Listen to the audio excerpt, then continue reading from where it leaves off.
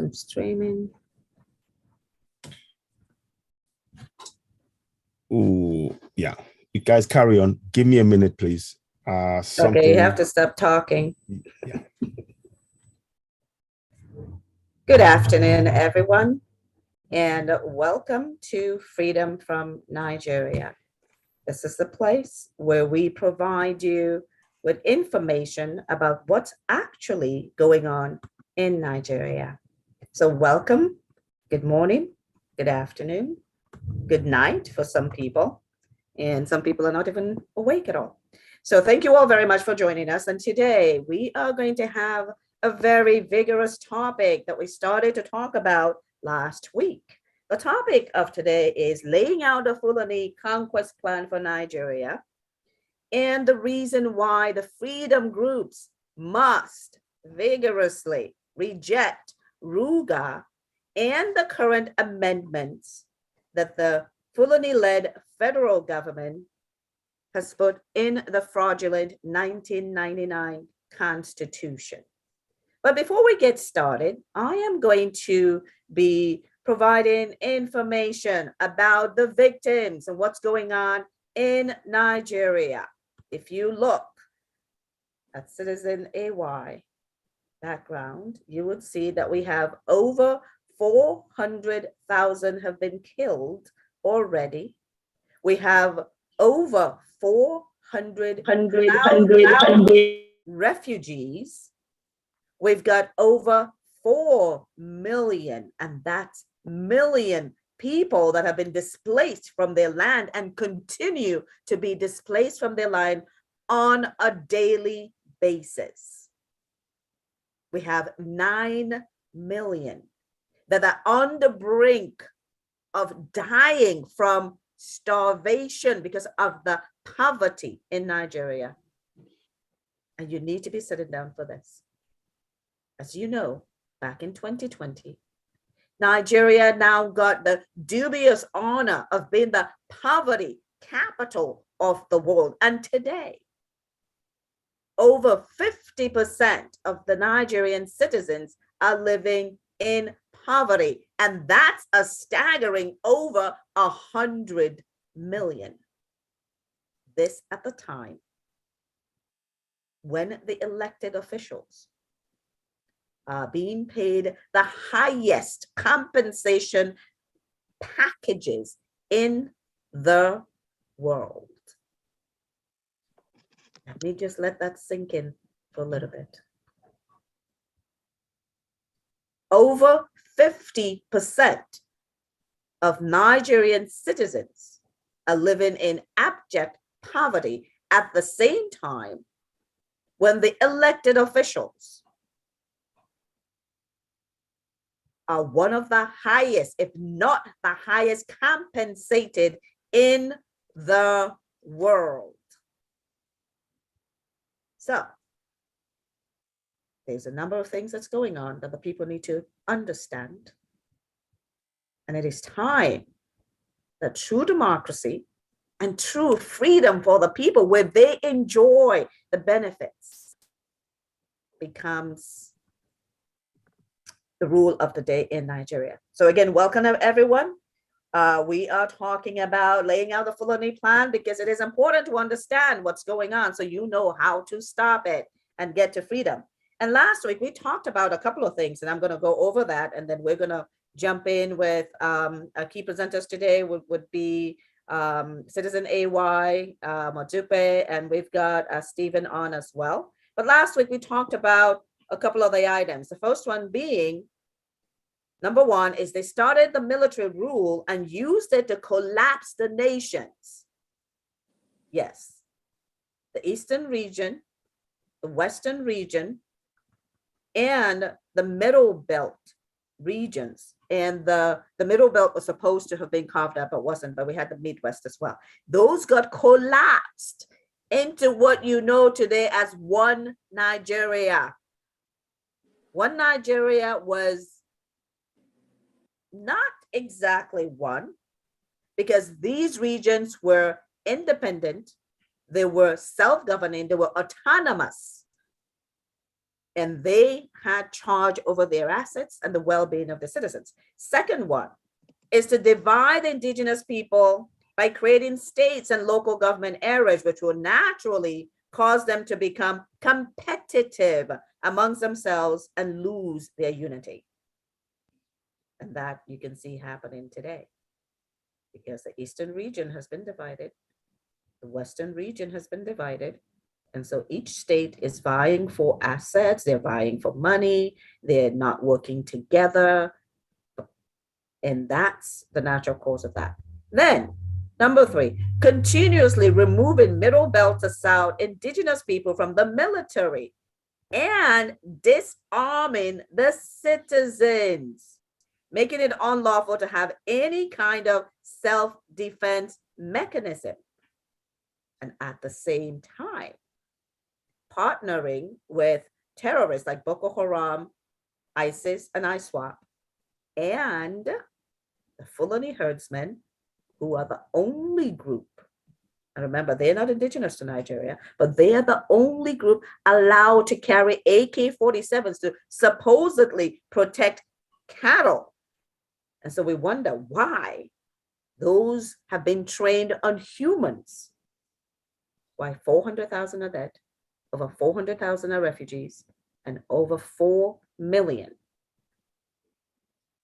have been displaced from the land. Number 4, the implementation of the fraudulent 1999 Constitution, where you now have a unitary, or what they call one Nigeria, and in the scheme, taking all the assets of the indigenous people from the Middle Belt to South, putting in place a sharing scheme where the people that have the assets, unless of course you're Zamfara, where you get to keep your gold, the people that have the assets are receiving less of the monetary value of their assets. And we were just concluding on number 5, implementation, economic and industrial stagnation of the people. And we talked about how back in 1980, Nigeria was performing at the level of a first world. And then systematically, that has been changed.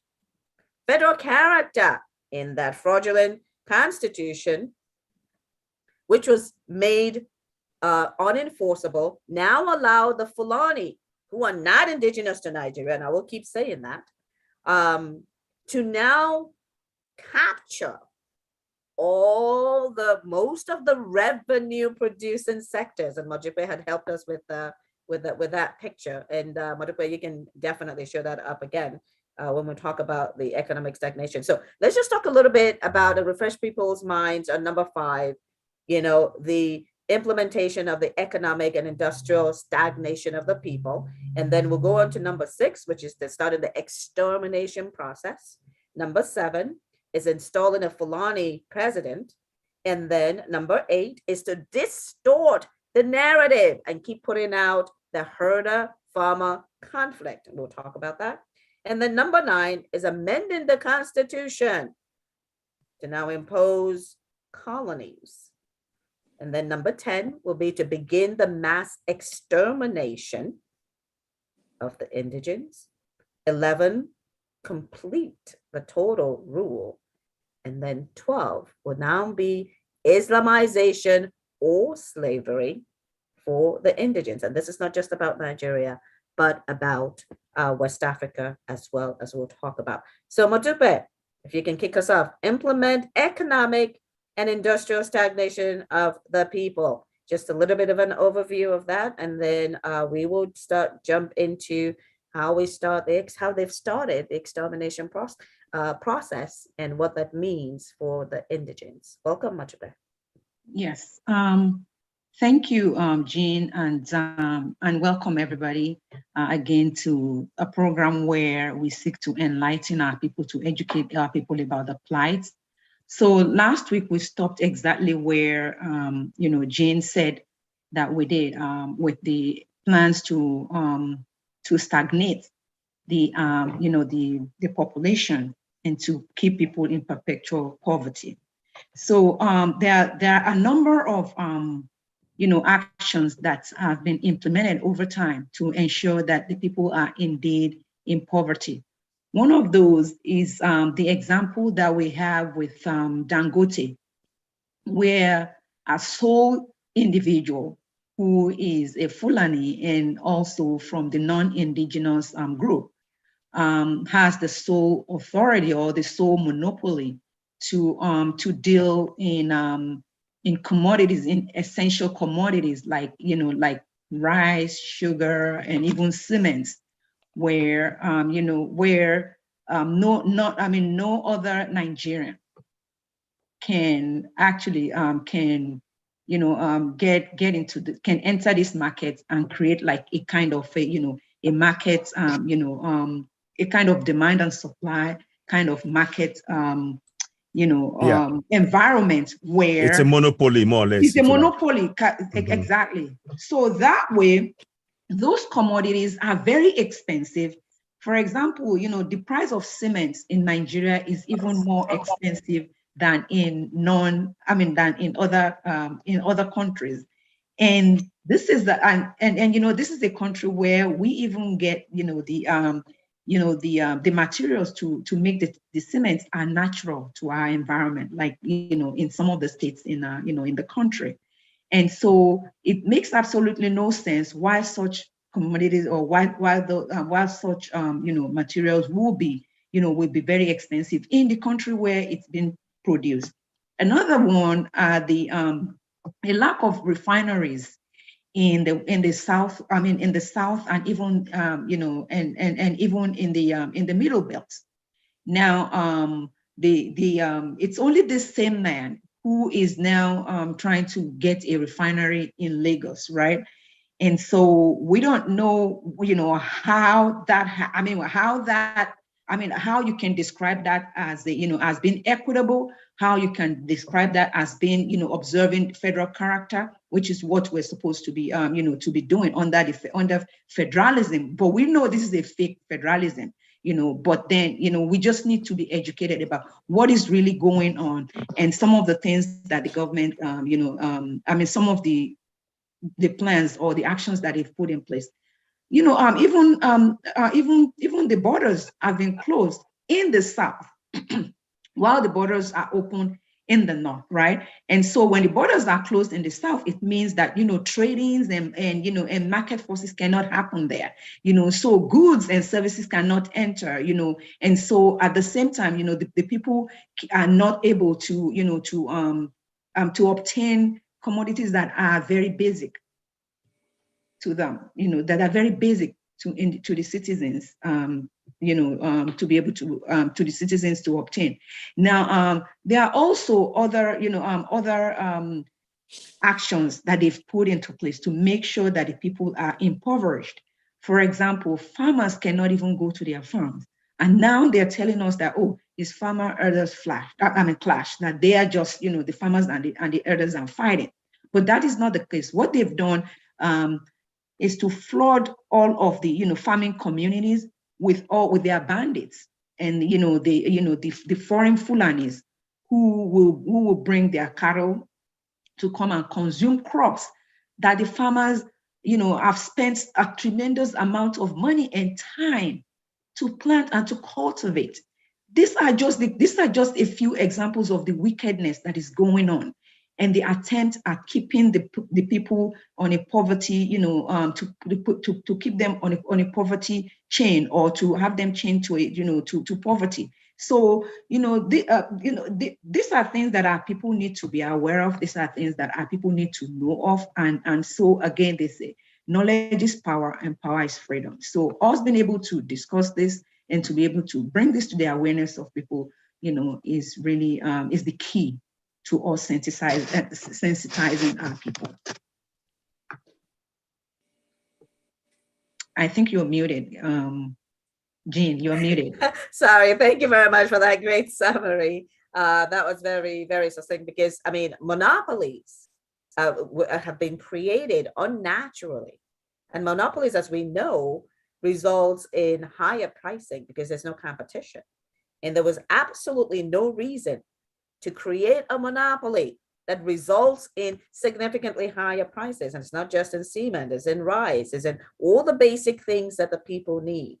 Okay. And then coupled with, as you said, the stagnation of the middle belt, which is a farming belt area, and really displacing all those farmers and taking over their land, is really contributing to the economic stagnation. And it's contributing to the starvation and poverty of the people as well. Okay, Citizen AY, are you ready so that we can jump into where we're starting today with number 6? Did you want me to? Yeah, please go ahead. Can you flash it up for him so that we can get started? I'll just read through it so we can all read it. Yeah. Yeah. That'll be good. Let's have a look. So one of the things that's very important for us to remember is that, as Madupe said, gaining this knowledge is very important. And the part that we're going into now is kind of a little very hard to really talk about, because it's something that really we have a lot that's going on in Nigeria simultaneously on a daily basis, from the northeast, northwest to the south. And while we're waiting for Madupe to flash that up, you might wonder, why is that going on in that area? Well, that is the area where you would have your moderate Muslims, and you will have your Christians, and those who have their own indigenous beliefs. And so you would find that southern Kaduna is being attacked on a frequent basis. And there is just ethnic cleansing going on there, genocide going on there. Genocidal while proportion. northern Kaduna is not being touched. Madupe, anytime that you're ready, if you can show up the slide would be great. Or if you want me to bring that up, I can do that also. Oh, I think she's muted. Yeah, I was just looking to see if she has her slides up. Okay, the slides, yes, the one with the yeah, so that we can go to where we start for. Is it 7? Are we looking at from 6? Is it number 7? Yes, number 6. Yeah, yeah, but AY, go ahead. You can go ahead and get started. Right. Good evening to you all. Welcome on board. From what we've been saying, we've been consistently doing this program as often as we can on Saturdays in the evening, and really explain to you the dangers, the genocide that has been going on. Jean, myself, Dr. Modupe, and Dr. My elder Fality, and professors and people have been talking about the issue of the constant genocide that's been going on. I mean, you can see in these pictures. What we are saying to you all is we need to stop the Fulani state-sponsored terrorism in Nigeria. We have to stop it. And that requires you and I to work together. I want to really put emphasis on one thing. Slide 5. Slide 5. Okay, let's go back 5. Can you? Oh, are you moving it? Or am I? Yeah, okay, there you are. There you are. There it is. Okay. Sorry, I just wanted to. Right, so good. Yes. So now we're going to be reading this on as you're seeing it. So the Fulani, they basically have a conquest plan, and they're continuing with that. They're progressing with that. Well, our job is simple. We need to put a stop to that, because it is actually impacting those of us, the indigenous people. That is to say, the non-indigenous people, the non-indigenous Fulanis are impacting us negatively in our land. Here's how this goes about. This is how they carry out with their plans. And number 6, it says, start the extermination process by utilizing terrorists and Fulani herdsmen to start killing the natives in the rural areas, as indicated by Malafia. Killing in the middle belt started around 2012 and has continued with Fulani herdsmen partnership with Boko Haram, ISWAP, ISIS, etc.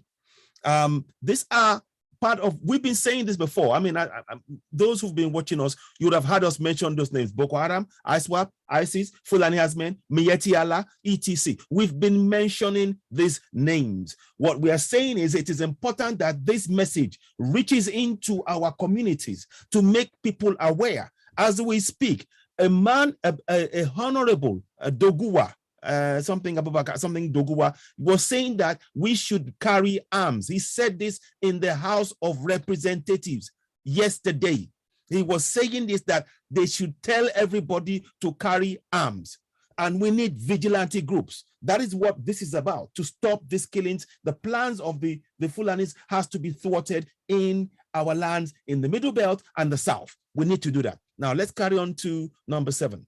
Let's talk a little bit about number 6, because that has a lot to do with it. And exactly. do you happen to have the Melafia? Oh yeah, Dr. Malafia. Yeah, Melafia video.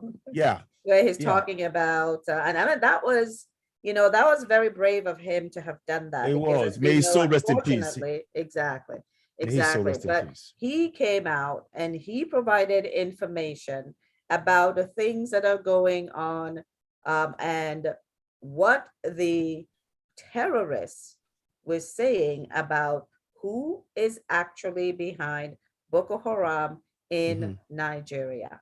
And as everyone remembers, he was called in for questioning and held for questioning. There was a big to-do about that. But whenever you're ready, you can go ahead and get started. Play Dr. Malafia. Let's hear his words again. May his soul rest in peace. And we all were very relieved when he was released. But as we all know, I think was it last year or was it early this year? Everything is running together in my mind now. When unfortunately he passed away. And well, there's a number of issues around that, and you and I know that exactly. So we have heard very disturbing news about that, but let's take a listen to what he had to say. Now, just before you click play, let me just give a little bit intro on this. This is Dr. Malafia. He mentioned this. He said he even had spoken to a governor. He wasn't going to mention the name of the governor at the time, and what he said was going to happen in 2022 is, guess what? That's what is happening right now. It is right now. So let's listen on. Roll the tape. It's important for us to listen. Yes.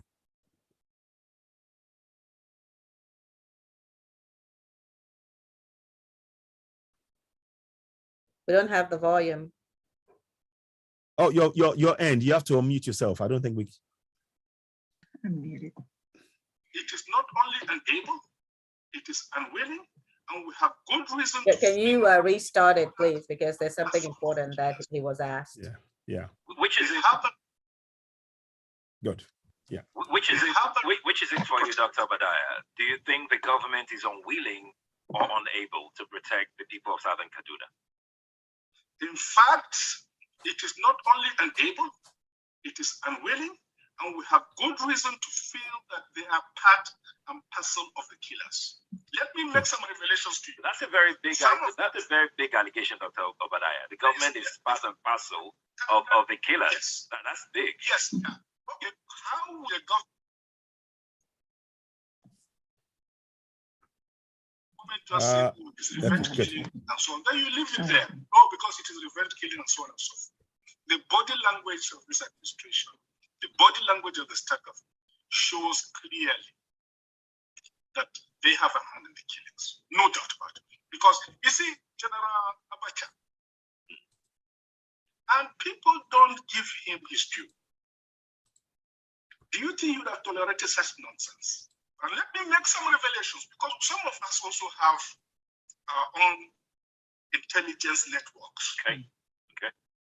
Have met with some of the bandits. We have met with some of their high commanders. One or two who have repented. They have sat down with us, not once, not twice. They told us that one of the northern governors is the commander of Boko Haram in Nigeria. Boko Haram and the bandits are one and the same thing. They have a sophisticated network. During this lockdown, their planes were moving up and down as though there was no lockdown. Moving ammunitions, moving logistics, moving money, and distributing them in different parts of the country. They're already in the south, in the rainforests of the south. They're everywhere. They told us that when they finish these rural killings, they will move to phase 2. The phase 2 is they will go into the urban cities, going from house to house, killing prominent people. I can tell you, this is the game plan. By 2022, we want to start a civil war in Nigeria. So, Wow. so Yeah. that is what we are looking at. In the context of what Jean was mentioning there, Jean, if I may, I'll just interject a little bit there. That is what Jean was really emphasizing, for us to understand precisely what these people, their plans were. You could hear the detailed analysis given by the former governor, Bank of Nigeria governor, Malafia. You could hear he was explaining and exposing all of these things. And of course, for doing that, they took his life. Let's not quip about that. Jean, over to you. Let me, if you want to add some more things before on this particular subject. Stephen, do you have anything to add on Modupe, so that we can have a conversation? Because this is about the extermination. And it's not just Lafia that has said that, right? Yeah. What's it? T.Y. Danjuma. Yeah. Right?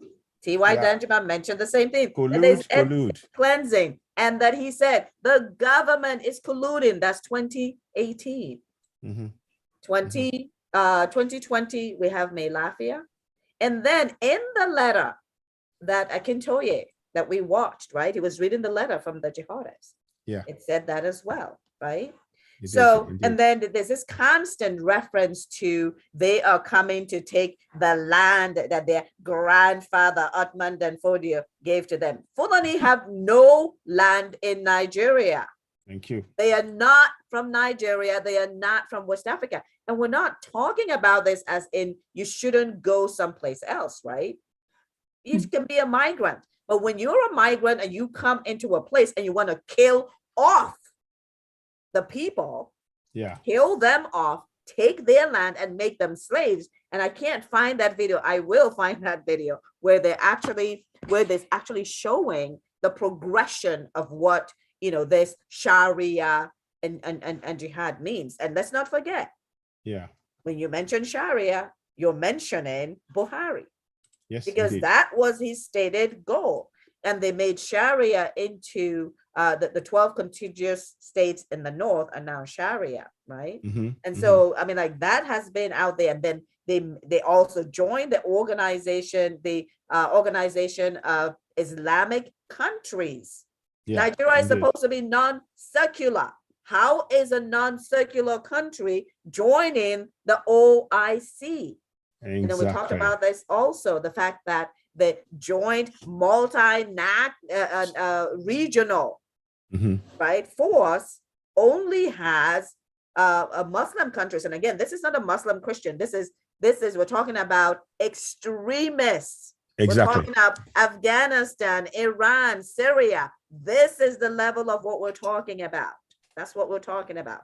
And I know that my Muslim brothers and sisters are also perturbed by why they're making this to be, you know, something like what the Quran or Islam is talking about. This is sort of like the fringe, but the fringe seems to be exploding across not just West Africa, but also, I mean, we've even heard them talking about in England.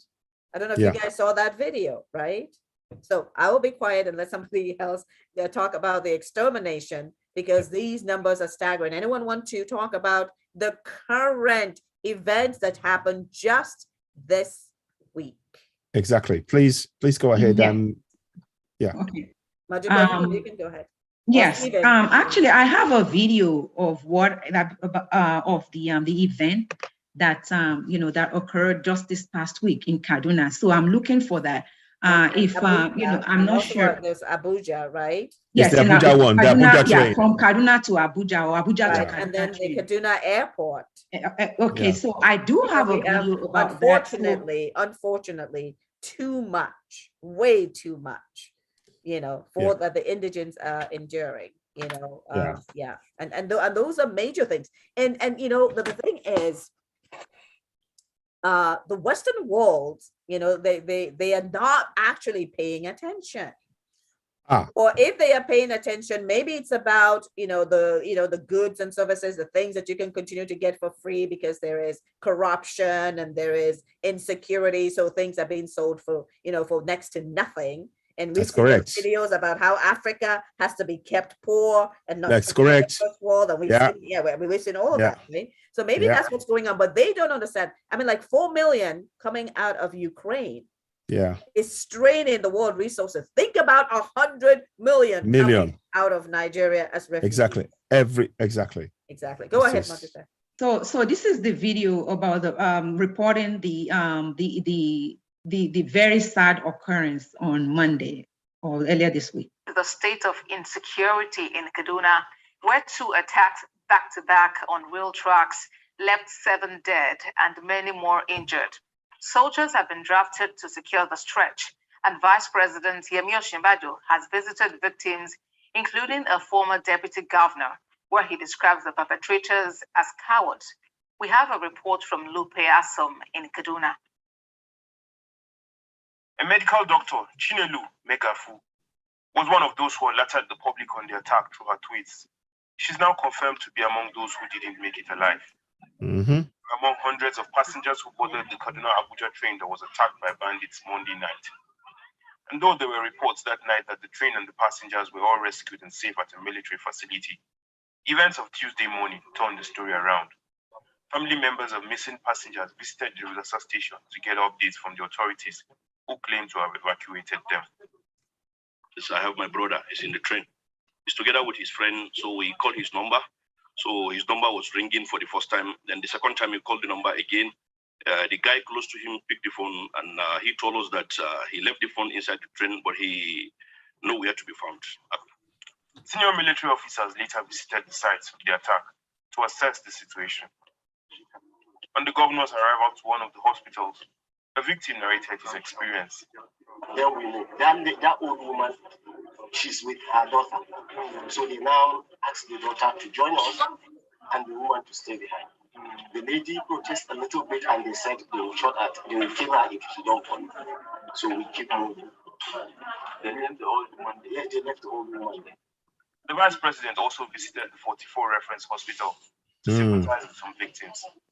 He assured them of the federal government's commitment to improve security around transport assets, despite attempts by terrorists to cause fear. There is no redeeming feature of this. This is just purely evil. It's cowardly. There's nothing that there's nothing it achieves except to just cause fear.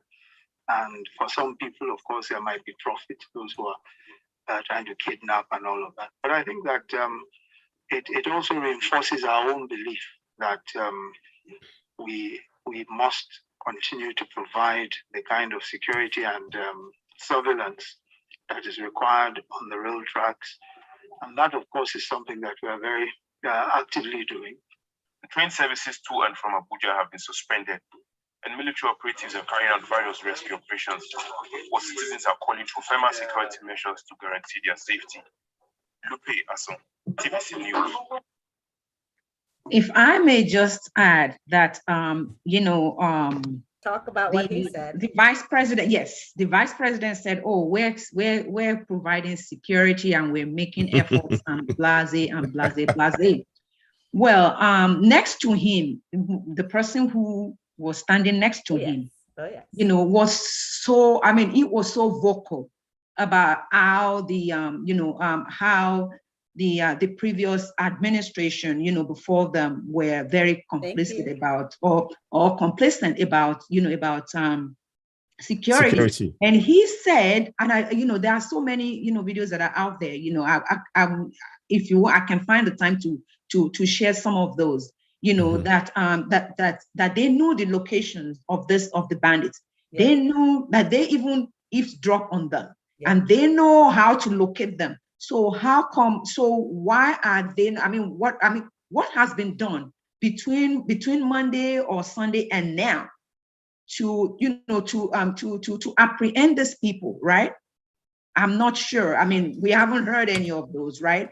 And again, they talked about, we have security and blah blah blah all over the place. Okay, so if security were there, how long did it take between the attack and the time that that help came? Because the people who were, the victims said that that they were there for like, up to, I mean, a lady said they were actually there for about 2 hours before help came. That's number two. Yeah. Number three, there's actually a report. Even they said that one of the northern governors is the commandant of Boko Haram. I'm not sure if the guy standing next to the vice president is the guy or not, but I mean, we can leave that to, for people to. My Lafia said it before he died, that is a commander for Boko Haram. He is a governor, northern governor. Exactly. And then one more thing that came out of this guy's mouth, I believe last year, he said, you cannot compare bandits with IPOB. Bandits are doing business and the IPOB are the ones, they want secession. So now secession, so self-determination is a crime, but banditry is not. So, I mean, it's a business. So but again, let's remember, May I? That yes, you may. Yes, go ahead. Yeah, go ahead, Stephen. Just want to make a quick comment and observation on the self-serving appearance of Pastor RUGA. I hope you all know who I'm talking about. Yes, we know. Yes, we've been having atrocities across the board the last several years, but now that it's election time, and he's been he's been positioned for the apparent position, all of a sudden he shows up in northern Kaduna to show his situational sympathy for the atrocities. Rather disingenuous, but convenient. I've got a few other things to say, but I let no, go ahead, please, go ahead. Okay. I wanted to say further that although unfortunate, the current wave of atrocities that we are seeing across the board is only testament to the resilience of Southern Kaduna residents, one, and the Southern ethnic citizens in general. Because you recognize when the Fulanis first came in the 1800s and early 1900s, there was very little atrocity. That's because they were able to successfully use religion to enslave the Hausas. In gaining a foothold in northern Nigeria and eventually gaining the most of northern Nigeria. But unfortunately for them, even though they tried it five years ago to make this a religious war, because we are very resilient and intelligent enough to recognize and convince those who don't see in between the line that this is not a religious war. That failed, that's when they kicked into their plan B to use the jihadist methodology to conquer.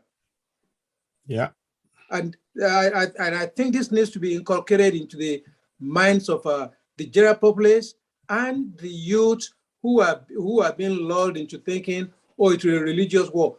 I heard something very disturbing, which I will verify later. In a meeting this morning, somebody actually mentioned that if you are approaching Ilorin, Kwara State from Ogbomoso, as soon as you hit the state line of Kwara, there's a billboard posted saying, "Welcome to the Islamic State of Kwara." What? Yes. Islamic State of, have you got a picture of that? If there's a picture of that. I'm going to make a few phone calls later on today. Please. And have somebody. Let's be clear. Again, I keep trying to make this clear. This isn't about Islam that we know, because we got our Muslim friends, right? This is about radical. We're talking about Afghanistan. Okay. This is what we're talking about, is Afghanistan. Sharia, it's Afghanistan that we're talking about. Okay. So there's no beef between moderate Muslims and Christians and those who are practicing, their native or indigenous religions, right? Exactly. This is about radicalization and turning West Africa into Afghanistan. Indeed. Okay. And these are the Fulanis that have no land. But they've now managed to have a president in Nigeria and 3 other countries. We talked about that the last time, right? I think it's Guinea-Bissau was one of them. And so they now have 4 countries. And this is a similar plan that we're talking about here that they use there as well. You know, when they went to Central African Republic, they failed there.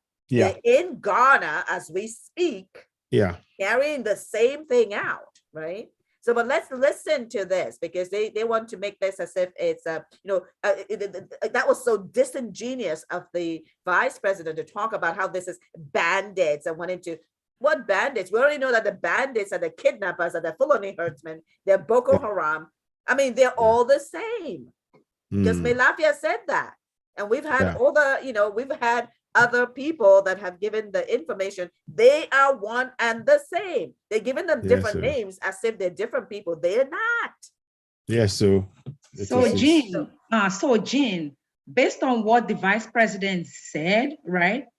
How is he going to respond to this? Because I have this that I want us to listen to, because the guy did not stutter. He said government. Yes. So let's hear it.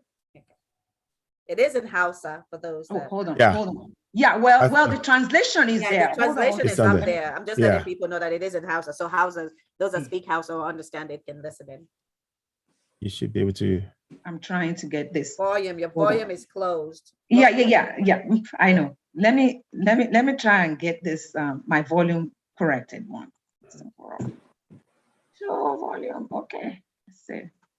Where's my?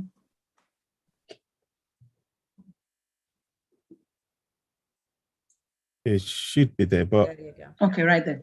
So let me start from the beginning. And yes, it's in Hausa, but the translation is out. Is also there. On the Exactly. well. Yeah. ta daure man wanda yake cikin daji ya ta'addanci ba Allah ubangiji ya tsine ma Allah dauki rayuwa ta a wurin da hillashe saniya aka san shi da ita sai noma saniya ba ta haifa bindiga AK-47 AK-47 da makera da zai kera bindiga AK-47 you see gwamnati ke turowa har muka samu mu kuma wallahi dalilin da yasa billahi allazi shekara na 7 ina makarantar allo amma lokacin da na dawo na tsinci kaina a cikin wannan abun wallahi ina mamaki kullum ina tunanin rayuwata saboda mahaifana akalla a kasar dan banga da tahi. So you heard him. He said that we only know cows and how to rear cows. Cows don't give birth to guns. Exactly. So, and he said, and I know if there's, I mean, I don't speak Hausa, I don't understand that good, but if there's something that I understand when he said wallahi, it means that, I swear to God, right? That's it, yes. That I'm not lying, that this is the truth. And he said he's not afraid to tell the truth. And we heard it, right? This is this translation of what he said in Hausa. Yeah. Very, very true. I mean, I think the operative word right there is to really talk about this issue of this that AK-47. Keep in mind that we as Southerners, Middle Beltern and Southerners, we are not allowed to possess AK-47. Absolutely. And our guns are taken away from us. Any guns. Even the guns that we have, the farmers' guns, they have gone and taken them away from. I personally have family members that this has happened to. It's not a question of saying, oh, this is what has happened. And at the same time, they armed these 16, 17-year-olds in armadillo schools. That's what they've been taught in the schools. When they say that schools, the schools of killing, they're teaching them about killing machines, like how to kill. And when they graduate, they give them the said AK-47. That is the reality of what we are faced with. So when we're talking about this number 6 is really important. It's about a process. They've lined out the process of extermination of people, of indigenous people, Middle Beltons, Southerners, maybe the Hausas. There was a video that came out recently, a few days ago, where the Hausa man was screaming and shouting, calling for his fellow Hausas to rise up against the Fulanis who are killing them. And he was telling that it was saying the indigenous people of Nigeria. And he was talking about Hausas and the indigenous people. That is also, that I'm sure that means Middle Beltans and Southerners. And we need to wake up. So the Hausas, who are the ones who have been overtaken as screaming, we should rise up. We need to work together. And the Honorable Doguwa in the House stated that we should arm ourselves. We don't need to wait for anybody. We need to arm ourselves to stop the killing. We have the right to life as stated in that fraudulent constitution. And in all the international laws. Thank you. But the thing is, like in southern Kaduna, I don't know if you remember, it was last year or the year after, they actually took their machetes so that, anything big, and then they would just be mercilessly being attacked. Yeah. Right? Yeah. Okay. So this is a very, very, very important point for us to understand. Now, no, this isn't just about insecurity, right? No. This Goes way is beyond ethnic that. cleansing. This is what we're talking about. This is the ethnic cleansing that we're talking about. This is the this is the conquest route that we've been talking about. Okay, because we're talking insecurity, but that's really not what it is. No. This is a real plan. It is a real plan. And I'm just going to show something really quickly, because I think this is something that we haven't talked about, right? So let's talk about this, because this is part of what we're talking about. Let's talk about repentant Boko Haram. Yes, repentant. Okay. It's crazy. I'm the first to say it. Afghanistan had repented. Exactly. They've repented, and then look at what happened. There. Yeah. No other country is taking, terrorists into the. I mean, if you have, we talked about this. If you're a felon and you're and you have naturalized in another country and you commit a felony, your citizenship is revoked. In Nigeria, we take terrorists that have killed over 400,000. We reward them with citizenship. 4 million. And we give them citizenship. No, we reward them. We reward them. Actually, the word is you reward them. You reward them for them in our military. What is going on? So when we talk about extermination, this is 559. Yeah. When did they repent? When were they tried? It's crazy. Did you see it? It's crazy. I didn't see it. It is absolutely But this crazy. is what has been going on. Hundreds and thousands of them, not to mention the ones that are coming in, right? We saw the Bauchi governor talking about all Fulani. And as they're coming in, they're being given identification because they're calling them citizens of Nigeria. Yep. He's calling them citizens of Nigeria under RUGA. I don't see any law that makes all citizens around Africa Nigerians. They are not Nigerians. They should not have Nigerian citizenship until they go through a rigorous background check and everything else that comes with that, right? Do you know, Jean, just to interject there, one of the things that they said at this particular thing, because I actually had a video of this played on Citizen AY, the general said that they've been doing this, they've been they've been giving them retraining them and bringing them in as citizens since 2016. Yes, after Buhari took office. 2016. Well, that's a good segue. That is correct. That is a good segue. But I want to show one more thing, because this is when we talk about the false narrative. This is very interesting, right? Let me share this. In 2019, they said that all Fulani across Africa are Nigerians. In 2021, they are no longer Nigerians. They're from Mauritania, Central African Republic, right? Exactly. What does that say to you? Every Fulani that they have brought in under this fake RUGA needs to leave. Exactly. They need to, all of them in the forest, they need to move out because they're not Nigerians. Our president have said to Bauchi governor, Your Fulanese around Africa are not Nigeria. Indeed. They are from Mauritania, Central African Republic, etc. They are not Nigerians. So explain to me why they were brought in and given citizenships, and this is what they're doing in our country, and they keep integrating them in. It is integrating them in. Okay, so this is what's going on, you know, and that's why we're trying to pull all this stuff together so people will know what's going on. They need to understand what's going on. Modupe, do you have the attack at the Kaduna airport? Because again, I keep repeating this. Afghanistan is unloading in Nigeria. Afghanistan is unloading in Nigeria. Let me also give you guys a bit of an update. Few days ago, about 2 days ago, the US are planning to open, get this. They are planning to open the largest consulate in the entire world in Nigeria. I don't quite know if you quite understand what this means. Say that again.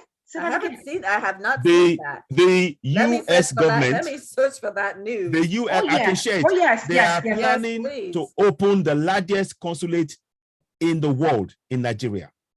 Now, I am telling you, we need to be very aware, and it's going to be in Lagos. Tinubu was there. Tinubu was there. They already, and the governor and the governor of Lagos State was there, plus all of those other people there doing this. Do you think, let me ask you a simple question. Do you think that the US are only there for consular services? And they've opened, it's a massive building that rises above, right into the sky. It's going to be about surveillance. And this at the point at which we are talking about self-determination for the Middle Beltans, for Igbos, for Yorubas, even for the Hausas. You can see the focus of what the US is doing. And I want us to be very alert, very aware that they know what is going on. They are there to suppress anything we're doing in terms of raising the alarm and going for self-determination. So that goes as a segue into this issue of Afghanistan. And one more thing I would like to add. When the US were leaving Afghanistan, I played the videos. They were destroying their equipment. Did you hear me? They were destroying. There's videos of the US destroying their equipment in Afghanistan as they had to hurriedly leave. So when they invest in this thing, what do you think they will do? Do you think they will leave these things if things go pear-shaped? Something for us to look at.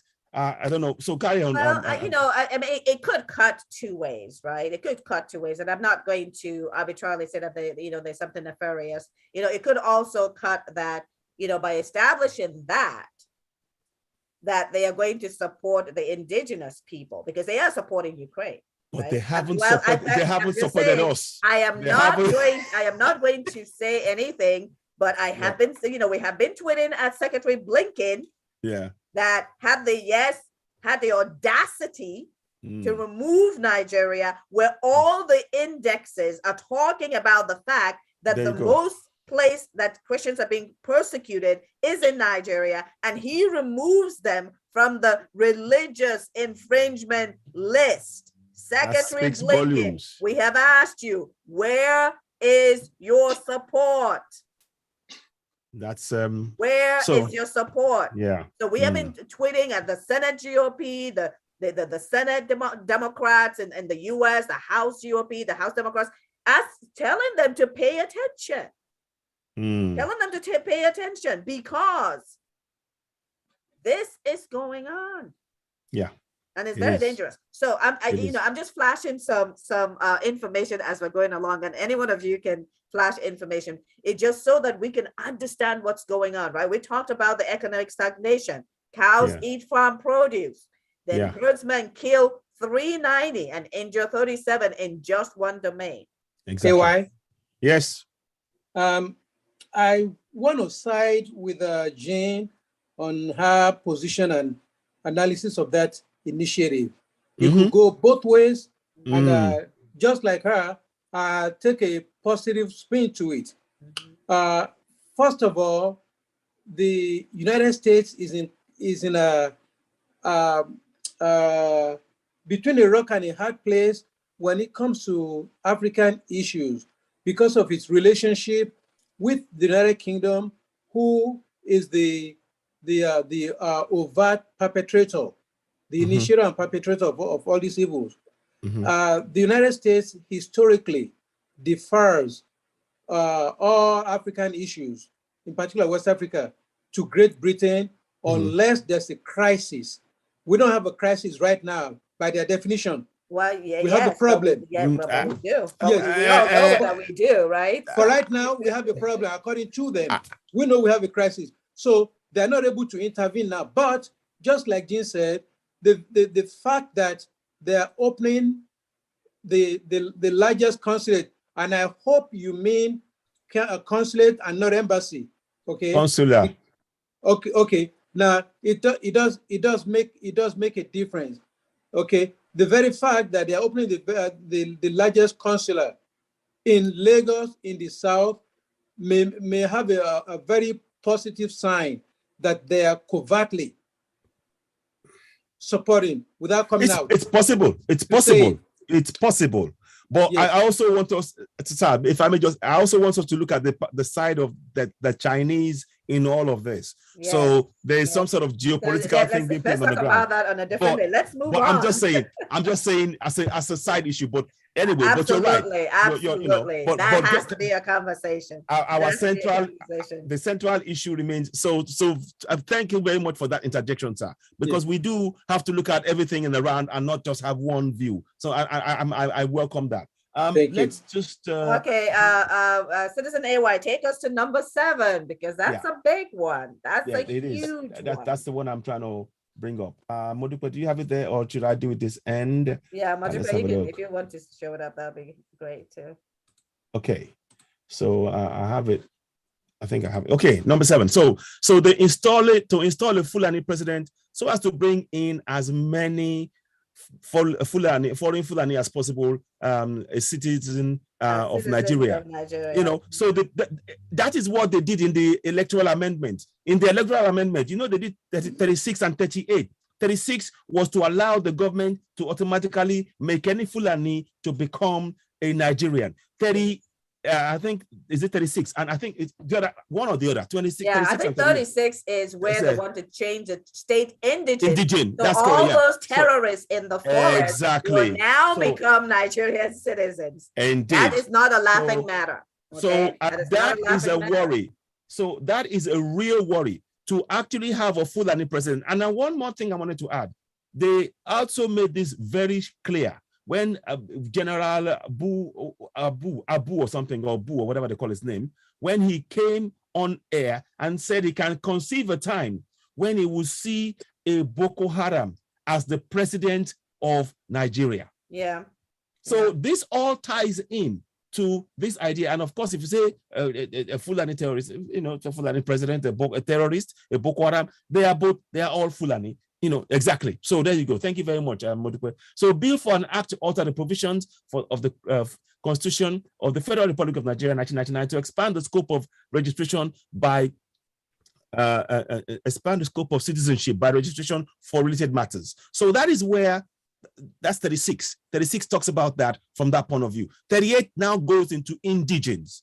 And all of this is tied into the one central aim: occupy our land, take it over, enslave us in our land. We really need to be awake. If you are listening to this and you're a Middle Beltan and you're a Igbo man and you're a Yoruba man and you are busy squabbling amongst yourselves, let me tell you now, newsflash, you cannot achieve this breakaway on your own. All those 3 areas need to work together. It is as simple as that. The quicker we get that, and the killings are ramping up rapidly. They are ramping up rapidly, and they're following the time scale that late Dr. Malafia exposed. They're following that. He said in 2022, and we are in 2022, and look at the killings going on. How can you say that you have a safe country when the rail tracks are not safe? People, you are trying to go from one place to another on a train. you should expect, they said that the train they had bulletproof windows. Well, that was soon exposed. There was no bulletproof. People were shot. And they said they had some personnel on there. They were overpowered. How can you tell us to believe in one Nigeria when people's lives are in their mouth, literally? Indigenous people's lives. Indigenous people's lives. So we are saying to you all, this is not a game. When we come and bring this information to you and to reiterate the subtle changes that they're making, the deadly changes they're making to an already fraudulent constitution, which we want to bring down at all costs via a referendum. We are making you aware of what needs to be done in each and every indigenous area, from the Middle Belt to the South, all of us combined, working together urgently. We need to make sure that we've got organized in place right now, vigilante groups across the Middle Belt and the South. As a matter of course, that should be a daily plan. This is a way of actually engaging our many unemployed youths that the government have deliberately prevented from getting jobs. Look, let me give you an example. In Kogi, there are 3 billion tons of iron ore. Listen, in Itakpe, is it Itakpe? I think it's Itakpe, a place called Itakpe. They have 3 billion tons of iron ore. And it is one of the largest in the world. Yet we are busy importing cars. So you can see that this is a deliberate government plan to keep us enslaved, impoverished, whilst they take the land. So the time is for us now to really wake up. And we will not relent. We are urging you, wake up. Please join us. Each and every one of you listening to this broadcast, you have a role to play and you must play your part. There is no one single person that can get us out of this grief that they're putting on it, this genocidal tendencies of the Fulanis. But our collective effort will put a firm full stop to it if we work collectively together. The time is now. We need to work sharp. And again, to reiterate, they want to install a Fulani president. That's why you can see now that both the PDP and APC, they are reluctant to tell you exactly who is going to be the president. Absolutely. They are reluctant because they want to make sure, because they now know, and what they are fully aware of is that many of us in the South and Middle Belt are waking up. So we're not going to vote for them like that. So what they're trying to do is to install a Fulani president, come what may. So we need to wake up. So I'll throw the floor open. Or a stooge, right? Yeah. Well, let's take a look. Yeah, that's true. Look at some of the headlines. Yeah. Well, yeah. That is true. Oshibajo and others, and I mean they're trying to prevent Tinubu getting in there. Let's talk about Tinubu, right? Yeah, Tinubu is he's yeah. Well, yeah. That's and Dele Momo, Momodu. Exactly. Yes. I'm glad you laughed because I find it laughable that these people they are quick to talk and tell us, oh yes, we can be the president, but people are being killed every day. How can you talk about elections when the lives of the people who are going to be voting are being taken on a daily basis? How? Somebody needs to explain that to us. Somebody needs to explain that to us. Right. Speaking of that topic about, what you just said right now, that, that the people who they are expecting to vote for them, that you're taking their lives. They're not expecting them to vote for them. No. I know. They have everything planned. Exactly. They already have the numbers. They already know who is going to, who is going to emerge as winners, even before the election starts. It's already been determined, selected. And this is what I'm saying to our people, right? Indigenous Nigerians, please don't be fooled that you should go and get PVCs and go and be voting. Because what you're doing is you're legitimizing what is illegitimate. What you're doing is you are actually you are legitimizing their fraudulent acts. That's what you're doing. Because they do not have any legs to stand on right now. Let me tell you why. Because the 1914 whatever that amalgamation that was not even that was not even initiated by our people happened Yeah. because, you know, because some foreign people, you know, decided that we should all be together, right? That was the 100 years contract that ended in 2014. So technically, we do not have in Nigeria, really. No, but what exactly. these people, what they are doing is that they're saying, oh, you know, yes, we know that, you know, we don't have the amalgamation ended, but in 1999, you know, there was a democratic process. Fraud. There was a democratic process. Everybody knows that gives was us not the a democratic authority. process. Hold on, that gives us the authority to still remain in power. So if you now go and get the PVCs, what are you doing? No, you are legitimizing the 1999 Constitution, which is a fraud, total fraud, dead on arrival, with fraud and a total lie. You know, so please do not fall into that. Don't go and get the PVCs, because the PVCs are just, let me tell you, they're just there to get, you know. Very good. So let's talk about what having. They don't have it. Yeah, I just want to add that. But I also about what having a Fulani president is actually doing for them, right? Let's talk about that, right? Okay. All right. Can anyone tell me when the Fulani herdsman has been prosecuted? Never. Not in recent. Not in any history. I was going to say not in recent history. Boko Haram, supposedly, we see repentant Boko Haram, right? Who are not prosecuted. You know, this really steams me. 4 million people displaced from their land. And and all they have to do is say, I'm sorry. And then they get trained and they get jobs in the Nigerian army, while the victims are living in squalor. Indeed. In IDP camps. Their families destroyed, children made orphans, their farms taken over. Yeah, it's so El Rufai in Kaduna. How many of those displaced from their land have you taken back to their land and removed their Fulani kinsmen? How many? Yeah.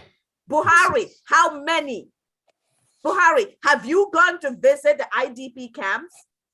Have you put up any structure since the 2012 when they started? No. What have you done for the victims that you're taking care of the perpetrators? Nigerian lawmakers. Well, they're not listening to whose interests are you serving? There are the victims in the IDP camps. What are you doing for them? What are you doing for them? Now we have people lining up. They're lining up to be president, to be governors, to be whatever else, right? They're all lining up. Yeah. Nigerian citizens. These crop of politicians don't have your interest at heart. You ask anyone that wants your vote, ask them the question. Do you support ending the 1999 Constitution? Yes or no? And if it's a no, they're dead on arrival. Indeed. Do you support rescinding RUGA and rescinding all citizenship given to people who are non-Nigerians under that RUGA, which is a colonization act? Do you support it? Yes or no? Are you going to stand and say that this new amendment number 38 that has put it into play, the 36 and 38, must go? In fact, once we eliminate the Constitution, we don't have any problem with that. No, exactly. Yeah. And this is the biggest litmus test. Are they going to slash their salaries by 90% so that citizens will live? That's the one. If any of them do not stand for cutting their bloated pay that is driving 100 million into poverty, all this class of politicians must go. All of them. If they don't stand for it. Because I'm going to show you. And again, if I may just add. Go ahead, guys. Go ahead. If I may just add, and if any of the politicians tells you that you should elect them first, and they will help you get your region back. It's a lie. It's not going to happen. They are going to keep you. Remember that in 2015 they lied to you. They said that that they're going to bring in infrastructure. They're going to bring in healthcare. They're going to solve terrorism in 6 months. Remember they said that. Yes, all of them. They said that terrorism will be gone in 6 months. Well, guess what? It got worse. So do not listen to them. They are lying to you. If they tell you that, oh, let's just get in, let's vote a Yoruba man in, or let's vote a Igbo man in, and then we'll figure out, how, how we will return Nigeria. No, it's a lie. It's not going to happen. Please, guys, do not fall for the trick. Do not. No, do not. And I want to add too, on installing a Fulani president, I actually have something on the screen. 4 Fulani. Remember, you were talking about 4 Fulani presidents in you moved away. I've got the names here. I've got their names here. Yeah. So if you want to, I also have something. Modipe, you have something else up. You had shared it before, but you took it down. So if you want what is that? What is that? The 4 presidents in West Africa. Yes, I do. Yes, I have. Again, they're not indigenous to West Africa. They're not. This is the conquest we're talking about. It's not just about Nigeria. Yeah, because they have installed now 4 presidents in West Africa. Wake up, West Africa. That's it. Wake up. There you go. Okay. Yeah. So Macky Sall. Okay. So here's it starts. The tribe called Fulani is among the most populous tribe in Africa. The Fulanis are scattered in many. Famous. They're not populous. Famous. No, because they're famous. Sorry. They call all the other people from. I take that back. I take that back. Actually, I was looking at the words, but something else was in my head. They are not populous. No, absolutely not. So forgive me for that. So I'll start again. A tribe called Fulani is among the most famous tribe in Africa. Yeah, famous for bad stuff. Yes, we know exactly. That. Fulanis are scattered in many African countries, especially in West Africa. They are more in number in Nigeria, Cameroon, Senegal, Niger, Mali, and Guinea. The Fulani language is called Fula. But here's the deal. In today's publication, I'll be showing you 4 current presidents in West Africa that are Fulani by tribe. So Macky Sall, president of Senegal. So the main picture here is showing the president of Senegal. This was back in 2012. He was born in 1961. He was among the 5 people born to a well-known Fulani man in Senegal.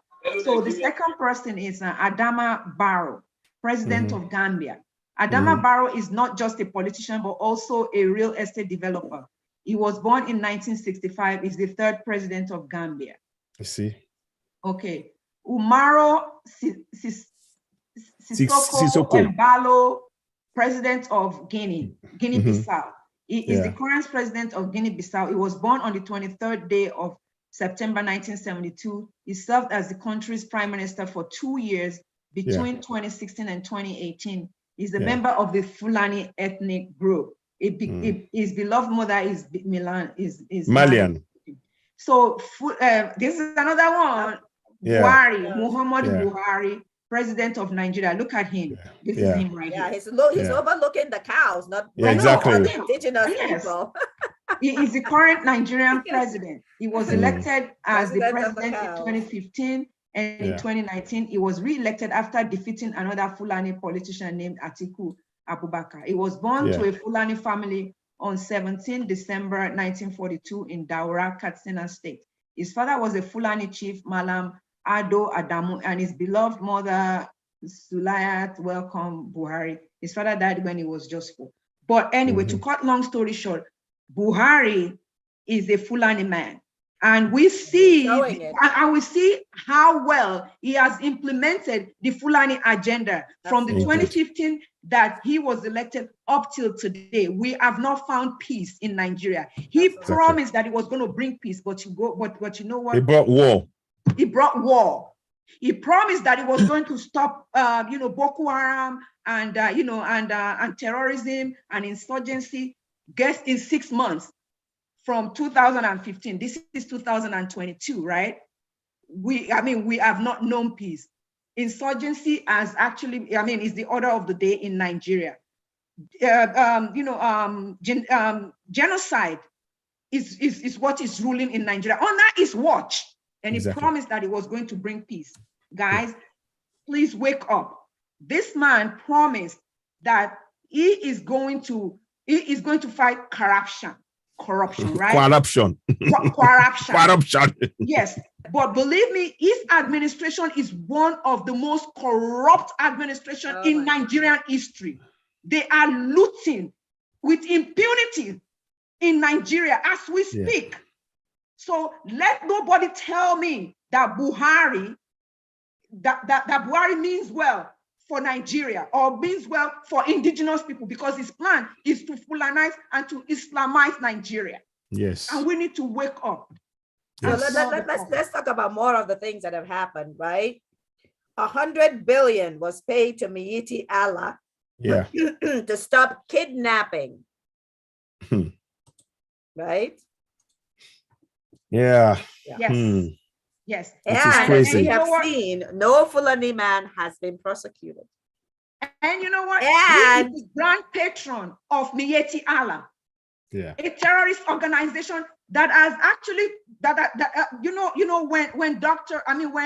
the governor of Benue State was attacked, they came out and claimed responsibility. Absolutely. And the president, the sitting president, is the grand patron of such organizations. And yet Miyetti Allah has not been branded a terrorist organization. So when FUNAM, which is the Fulani Unification, blah, blah, blah, it threatened Governor Otham, where was Buhari to round them up and put them in jail or to condemn what they said? Where was Buhari? And what did he say? Oh, it's because that they're not giving them land. You want people to give their land to you for free. And if they don't, you're going to kill them. And in fact, they had issued another threat to the folks in Benue,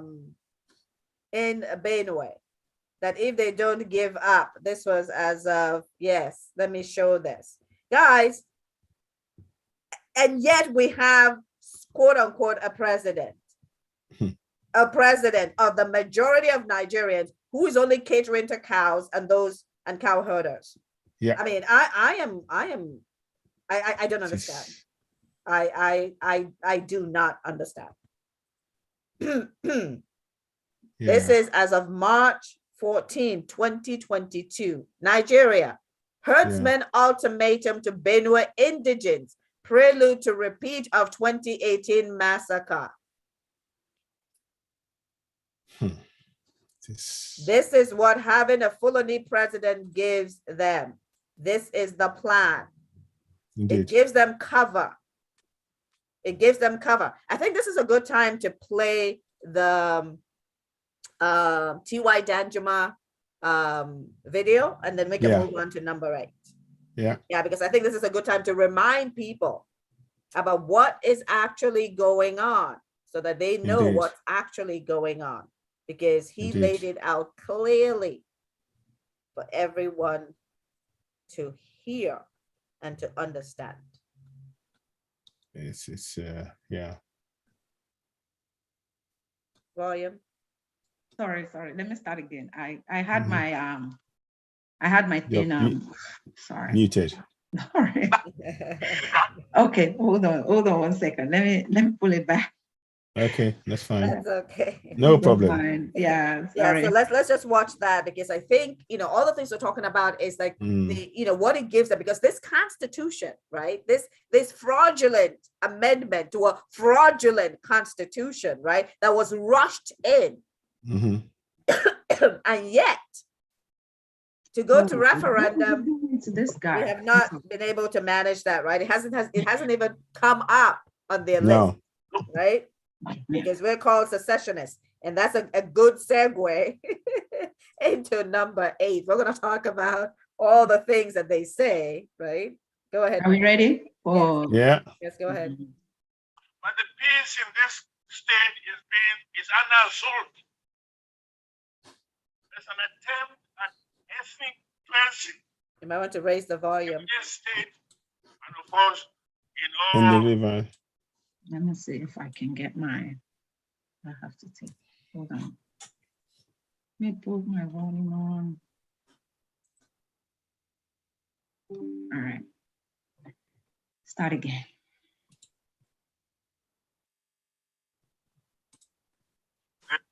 I'm going to start. But the peace in this state is under assault. There's an attempt at ethnic cleansing in this state, and of course, in all the riverine states of Nigeria. We must resist. Mhm. We must stop it. Every one of us must rise up. The armed forces are not neutral. They collude. They collude. They collude with the armed bandits. They kill people, kill Nigerians. They facilitate their movements. They cover Good. them. If you are depending on the armed forces to stop the killings, you will all die one by one. A word to the wise. Wow. That's word to the wise. that's very, very, very touching, I'm telling you. So And when you so think, go ahead. so when you think of when you hear those words, you start imagine what happened on the Kaduna Abuja train. Imagine they actually carried out those chilling words. They bombed the train tracks. They took out their guns. They chased people. They killed the people. They literally went in and started shooting. Apparently, somebody was saying that they were calling and saying, do you have a family from the government? And they were picking up those people and abducting, and some of them being killed. So it seems like it is a targeted planning. This is, I mean, we're hearing that some people, the Farida doctor, she's the daughter to one of the PDP member, not PDP, Relation Party, People Relation Party, PRP member. The Dr. Chinelo was killed, Megafu, I think it is, and there are other people there that were killed. So that is exactly what he said, one by one. So for how long are we going to be silent while this is happening? For how long? I ask my people to wake up. Yeah, please do go ahead. Go ahead. Yeah, I just wanted to show, talked about, Lafayette talked about how they were bringing them in during COVID. Mm-hmm. We actually documented a lot of these from the immigration offices of the states. Mm-hmm. Wow. In this particular one, Cross River, 500 northern men smuggled in container during COVID-19 lockdown.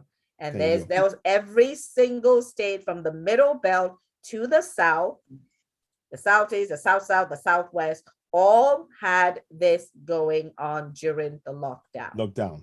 Exactly. And so we're sharing this with our people so that they understand that there is a planned, this is planned. This is not just random. No. This is planned. Deliberate. Yes. Orchestrated. Yes. And so during the lockdown, all that we're doing, and we heard it from the Melafia, right? I think it was Melafia that said it. Or was it? Yeah, it was Melafia that said it, right? It was. Yeah, this is what was going on at that time. Okay. And there's tons and tons and tons and tons of data that we have gathered on exactly what they were doing during that time. We had these young people called Almajiris who supposedly are poor, and they were being smuggled into the middle belt to the south, right? Exactly. At a time, who are they going to be begging from? Everybody's indoors. And they had none of their malams or anything with them. No, we also have seen the report by independent international organizations that these kids are child killers. Yeah. They're not Almajiri. And then the young men, they said that they were escaping from poverty. But where they came from, COVID was less. Yeah. And these young men were buffed. None of them spoke Nigerian languages. No. all these imagine, none of them spoke Nigerian languages. And they were smuggling them in Dangote trucks, even though Dangote said that they were not his trucks, but it was Dangote drivers, right? Yeah. It is, and they were smuggling them in vans, hundreds and hundreds and thousands of them streaming in during COVID. Yeah.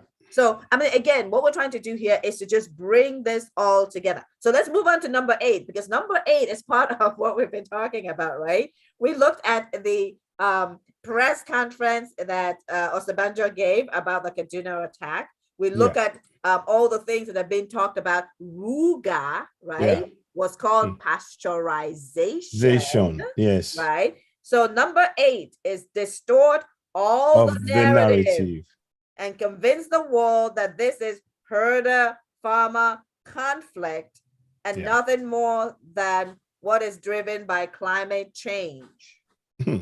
So the question I have for the world, I'm going to ask this question and I'm going to open it up for discussion, is how is it possible that people who don't own any land can justify killing the owners of the land, and Buhari government allows them to continue to carry guns and have not issued an order that every single one of them must disarm or exactly. It is shocking. Opening it up to everyone for conversation. False narrative. Stephen. It is possible, because if you go back to the Ottoman Danfodio, this the statement, Nigeria shall be our grandfather's estate. Exactly. We are considered conquered territory. People. Yes. Conquered territory. The Futajalon Manifesto. Yeah. Yes. We are conquered territory and conquered people. So what we are looking at as atrocities, to them are not atrocities. To them, they are rightful acts to their conquered people. And that's why they do the things they do with impunity. Yeah. Now, the other coin, the other side of that answer of how is it possible? It is possible because they, you see, the way they've worked, they started off in the early 1800s with a religious war. They won it in the north and conquered the north.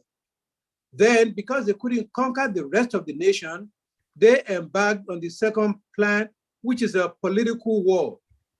It took them almost 30 years, okay? They won the political war and took over the whole political landscape of Nigeria. But still, they don't have the rest of the people. So they tried another political war to win the South. That failed.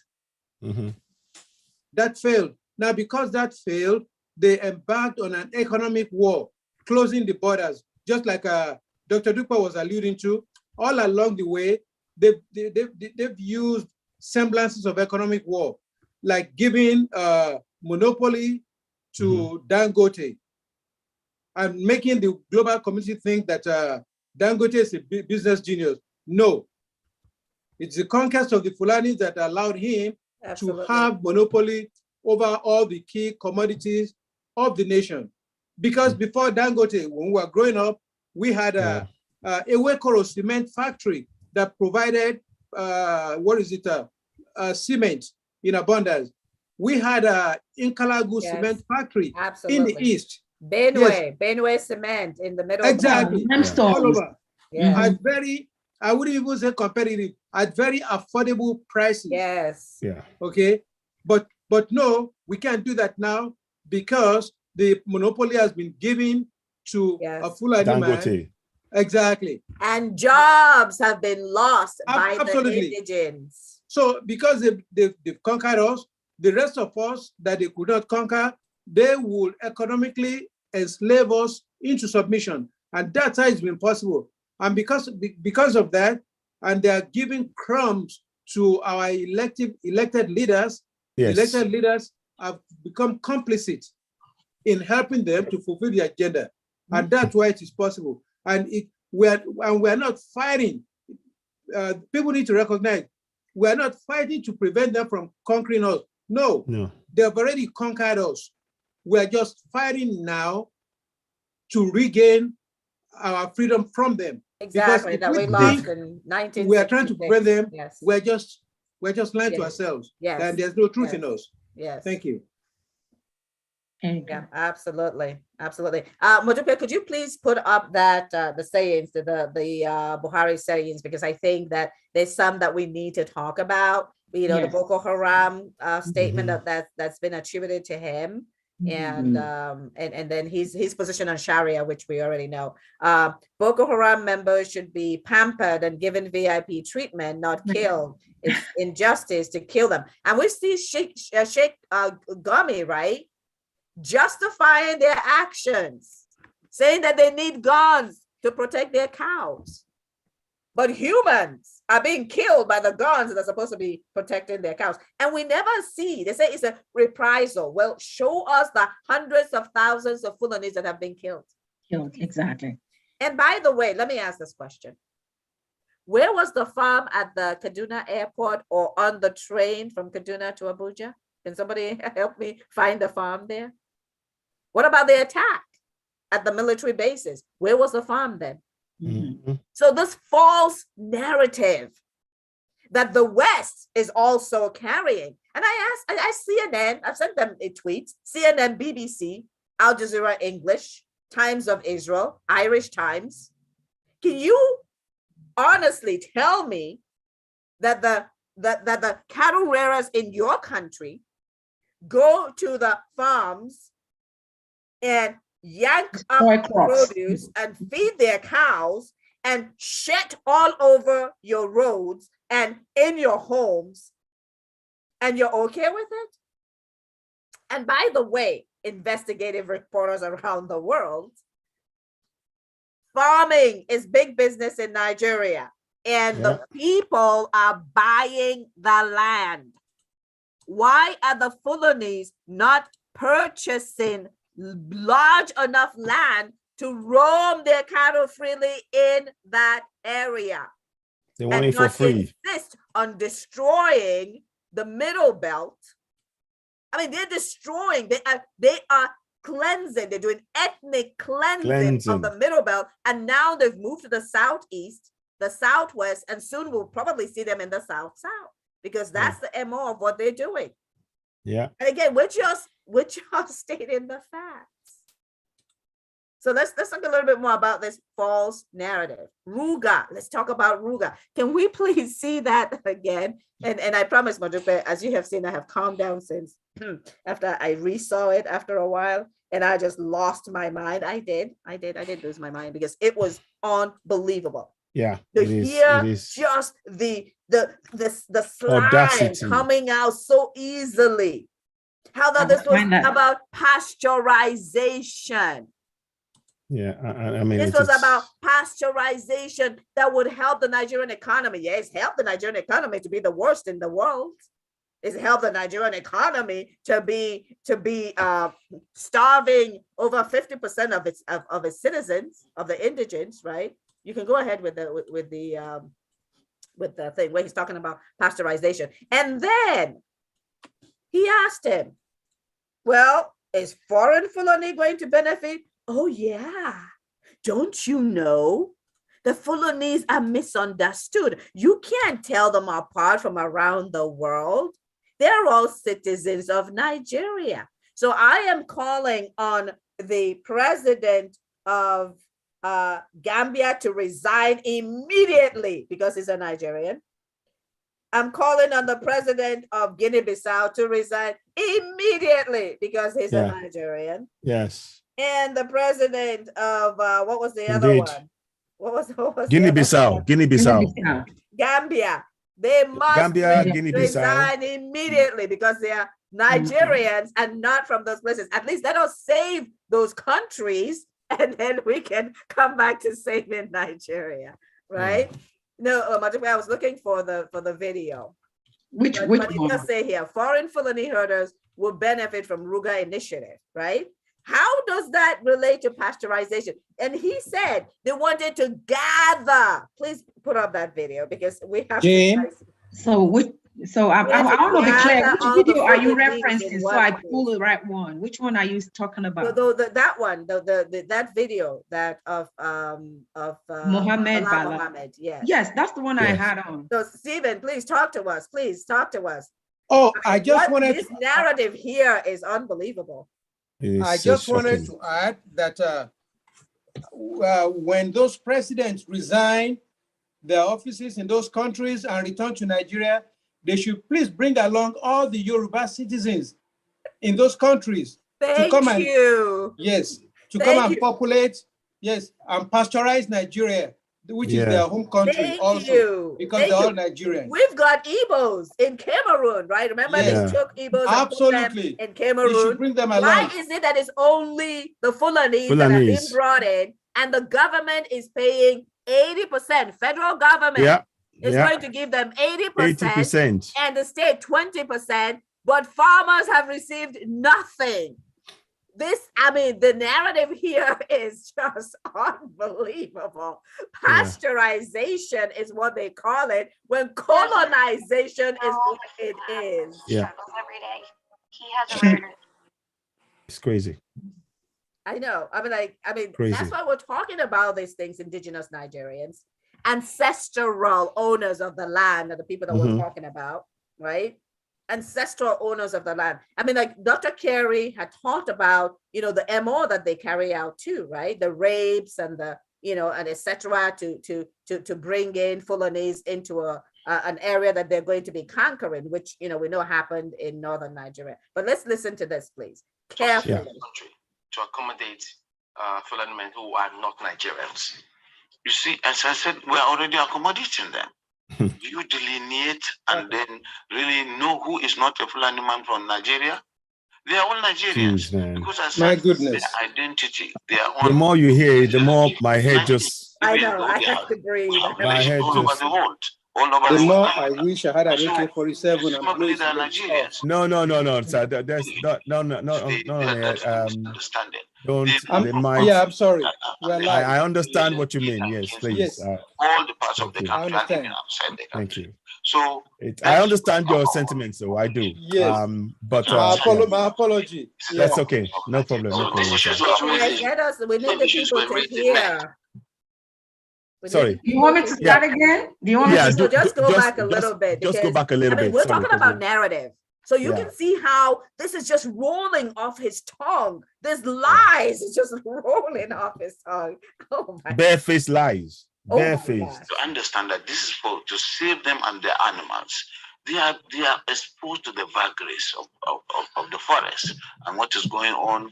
Cattle rustling, killings, and what have you, and that's why it is important for them to understand that staying in one place is good. And of course, in terms of the best practice of carrying the meat, the cows, and let's stay with that security angle for a bit. Is there going to be this plan going to be a fenced and enclosure where anyone who comes in is secured? So there is no one that can just come in from anywhere else. No. It is going to be a colony, and a colony does not require a fence. You will understand the reason. You understand the reason why people are concerned because of all the security issues. It just rolls out. It's a colony. These forests are there anyway. If you don't occupy them and create a colony out of them, they create places for the criminals. And today, that's why you colony criminals, he means. Yes, it's not being utilized. Okay, let's be clear. Much as yes, I mean.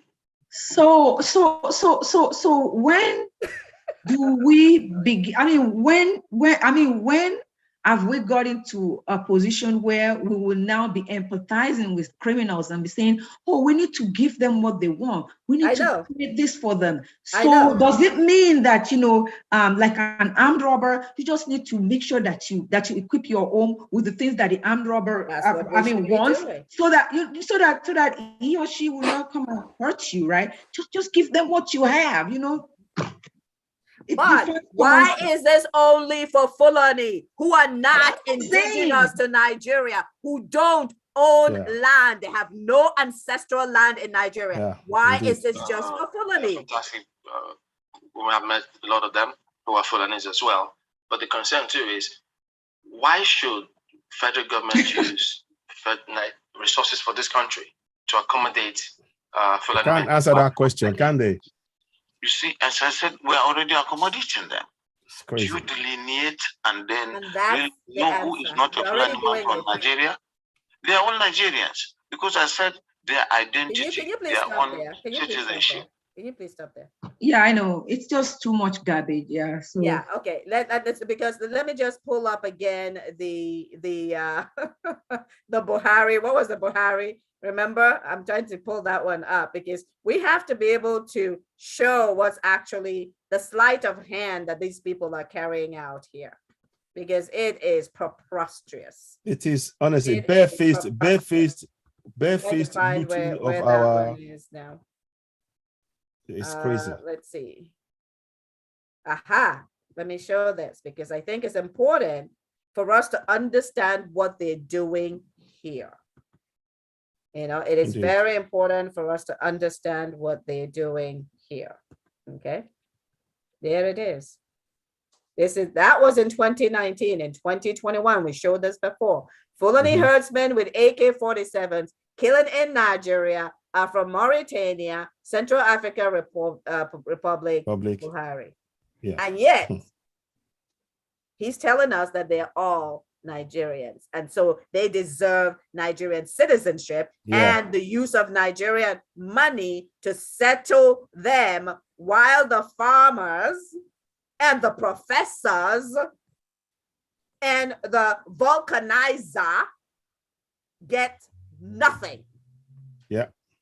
80% by the government. Another way you can continue. I just wanted to put that side by side so our people can actually see what is going on with this false narrative. Okay.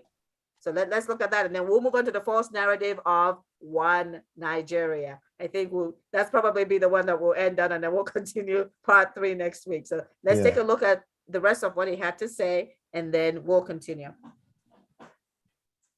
Oh, continue with the video? Yes, continue with the video. Yes, because that video is important that people understand what it is. And that's one that, you know, obviously we've talked about that we have to translate into all the languages so that our people can see it both in print and can actually hear it as well, being translated, so that they understand exactly what RUGA is. It's not pasteurization. It's about colonization. It's about forcibly taking ancestral lands for people without paying for it. And it's about the government taking money from indigenous Nigerians to give to foreign Fulani, driving over 50% of Nigerian citizens into poverty. Indeed. Let's continue. Indeed. All over Africa. And so presumably they're Nigerians. They're not Nigerians, they're fraudsters. Presumably. Misunderstanding. They move from one place to the other, and they have relations, kids and kins in all the parts of the country and even outside the country. So that's why our own population is fluid. We cannot fluid. Their population is fluid. Yeah, came from one country, go conquer another, and then repeat. You know what I'd like to say okay, here? We can end here so that we can go on to. Oh my God, I'm sorry, but I'm really trying. You have to admit it. I'm really no, it's fine. No, it's fine. It's fine. Go ahead. What I would like to say. Paused it so that we can hear what it in today. I am not. No, it's fine. I paused it so that we can hear what people's comments. That's why I paused it. What I'd like to say quickly, briefly here is to please notice that they've opened the borders in the north are open. Yes. And the borders in the south are closed. And they are telling us that we are all one Nigeria. Yes. But they are letting the Fulanis coming in from the north and closing the borders against the southerners from coming in from the south. Exactly. That's your one Nigeria. Exactly. In case you don't understand. Is one Nigeria just Fulani? Like, when did one Nigeria, and again, the next topic is one Nigeria, because that's a false narrative that has to be debunked. When did one Nigeria mean Fulani? I love his faces when he's looking at him during this interviews. When did one Nigeria mean the use of Nigerian indigenous people's assets that was captured under the 68 exclusive items and the 30 semi-exclusive, which is, by all means, all whatever. The same thing. It's the same thing. How is it now that it's being taken from the indigenes to give to foreign Fulani under this false narrative that RUGA is pasteurization, when it is colonization, genocide, and ethnic cleansing? Are you listening to me, lawmakers from the middle belt to the south? If you say that you did not know it before, you know it now. Okay, other comments? We've not heard from Infinix Note 10. Could you make a few comments, please? We've not heard from you for a while. Could you join us, please? Infinix Note 10. I'm not quite sure who the name is. Could you possibly change your information? And if you show your face as well. Yeah. So we would have a name, it'd be good. Would you be able to comment? He's still with us, but I'm not sure. Oh, he's left. Oh, okay. All right then. Let's have a look at this. Okay, go ahead. Okay, carry on. Oh no, still there. It's still there, but I don't know if he wants to talk. No, that's okay. Let's just continue talking about it, because this false narrative is very important. Yeah. It is extremely important. Okay, and unfortunately, I'm trying to look at your background, Citizen AY, to see if it shows what's on top of the undeclared. I'll bring that forward to you. Let me go. I'll even go one step further. Let me just share the screen. You will see it on the screen now. Yeah. I'll share that screen right quick. Right, so because we have a couple of other screens that's in the PowerPoint. Can you see that? Yeah. Can you see it? Yes. That is it there. So you can see. I'll move this one out of the way. We can see it now. We can see it now. You see that now. So it says here, stop Fulani undeclared war going on in Nigeria. Over 400,000 people killed. 400,000 people killed. 400,000 refugees. Over 4 million displaced. These are things that are astonishing. To even just reading the list and mouthing the lists alone is horrifying. And it's increasing every day. It's increasing every day. Under this false narrative of herder-farmer conflict, under this false narrative of bandits, under the false narrative of kidnappers, under the false narrative that RUGA is about pasteurization, and yet all we've been talking about is colonization with colonies. It is giving away Nigerian citizenship to any and all Fulani terrorists that care to come in, right? And it is taking Nigeria money that belongs to the indigenous Nigerians to give to foreign non-Nigerian Fulani. Yeah, it's incredible. And cascading our people into poverty. It is shocking. Shocking. That's what RUGA is. A false narrative. Totally false. We need to be very, very clear about what is being done here and really speak the truth to power. Let me just change that. I wanted to just show that so people could see it. You have to tell the truth and shame the devil. Yes. So we are busy. We are just really trying to make sure that we understand the level of depravity, the level of injustice, the genocide that we are facing. Over 400,000, like we stated, 400,000, killed, 400,000 refugees, over 4 million displaced in IDP camps, internally displaced camps, over 9 million at risk of poverty, over 90 million in abject poverty. The list goes on. And we want you all, when we're sharing these messages with you, please take it on board. Don't act on it. You need to act on this. We need to collectively act on it because we are all impacted by what is being done by the Fulanis who are non-indigenous to our nation, to our ancestors. They are non-indigenous to our land, and they are oppressing us, suppressing us in our land. And those collaborators among us who are working with them, shame on them. Shame on them. Shame on them. I'll let others come in. Infinix, if you want to have a chat, do go so. Go ahead. My other Faliti, if you want to have a chat, please go ahead as well. And Dr. Modupe, go ahead, please, if you want to add something to this. Yes, actually, there are like 2 other slides before this one that actually are very picture. I mean, that displays, you know, I mean, they display the, you know, some of this, you know, some of this evil administrations, you know, actions and whatever, you know, implementations of their evil plan. So I'm going to flash those on the on here. I'll flash those quickly, and then we can just and I believe here. So I'm going to start from this one. Good. Okay. Good. Yes. Sure. Actually, let me go up before. Yes, this starting from here, and we can see how the you know, in a very cunning way. You see this green. Look at this large green area. They made it look like, oh, okay, well, Nigeria, you know, is predominantly, I mean, it's now we have all of these green colored spaces. Yes. You know, connote that they are a majority, right? Because even, I mean, like what this picture is saying is that even when you pull all of the other regions together, they are not equal to the size of the North. But you know, that is a great point, because that's why Nigeria was not meant to be one.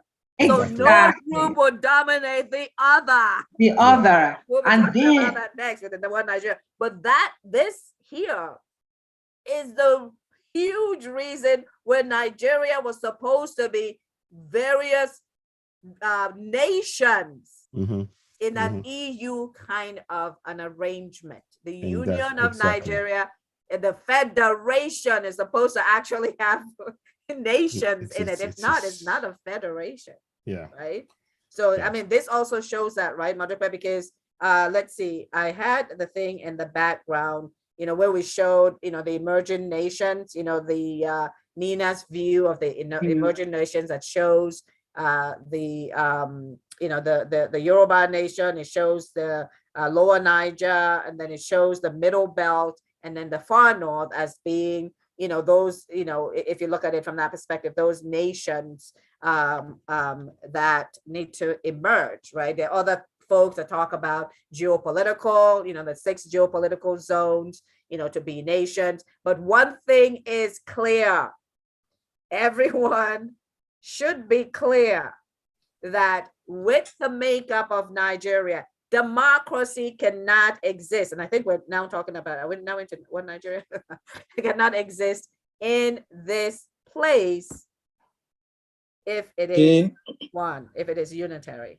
Go ahead, Stephen. Just like you said, democracy cannot exist because, for one thing, democracy can only be sustained by valid constitution. True. It was not intended to be a democracy from the word go, because what we call the constitution was a military decree that was slapped with the label constitution on top of it. Yeah. Now, trying to translate a military decree to a constitution is like a soldier, a dictator soldier, putting on agbada and traditional cap and calling himself the elected president. We know what is under the agbada, and we know what the ultimate agenda is. That ultimate agenda is what is driving any and every false narrative that we've been talking about since the beginning of time.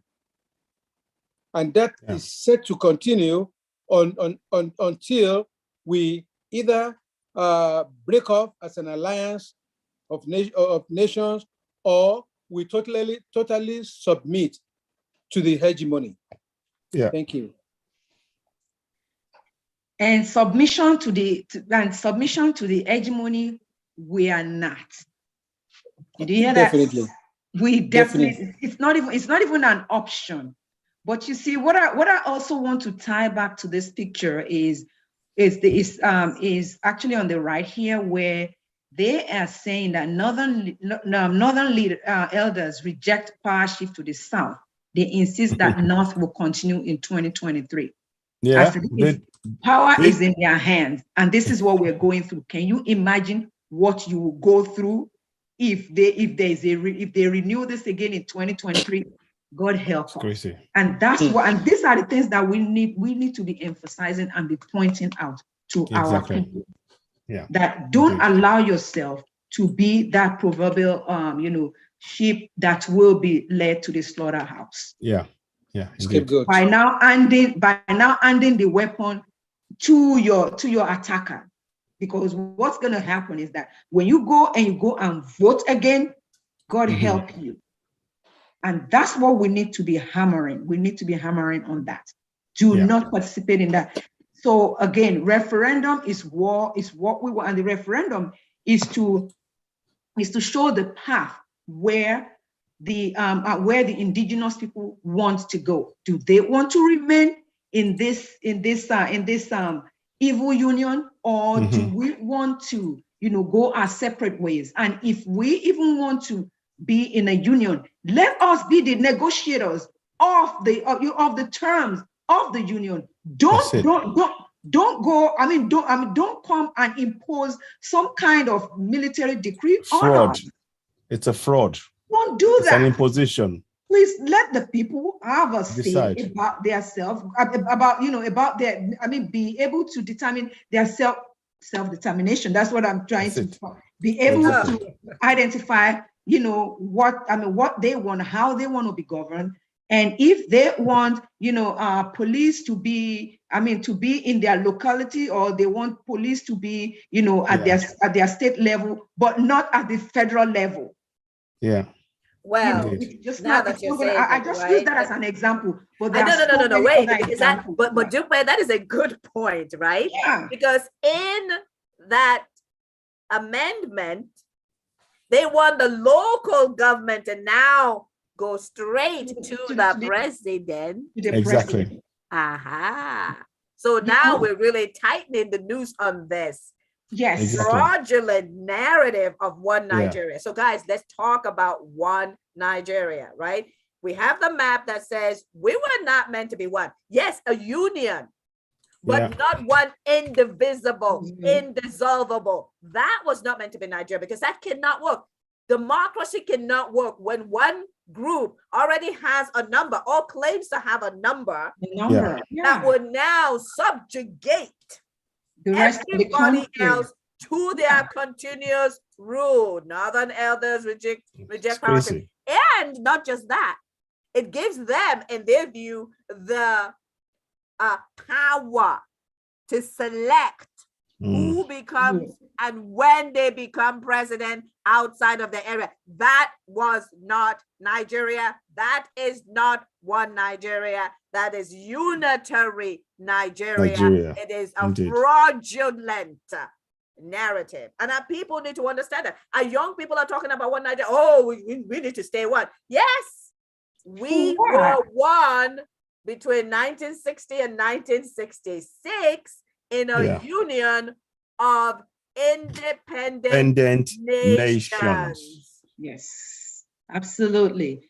And our young people do not know this. No.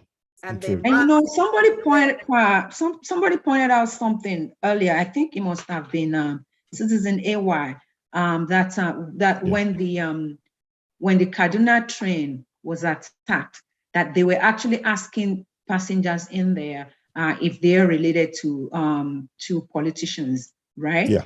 And they were taking them away. You see what? Politicians, you guys are turning a blind eye. It's coming closer and closer to your door. Yes. Can you please bring up the lady pastor, because there was a letter that she was reading. Yes, right? I have that. Yes, I have that. Yes, because that's a good segue into that. But Stephen, let's talk about unitary Nigeria. as a false narrative, because our young people who have been denied access to the true history of Nigeria need to understand the difference between the Nigeria of 1960 to 1966 and the Nigeria of today, the unitary Nigeria of today under the fraudulent 1999 Constitution.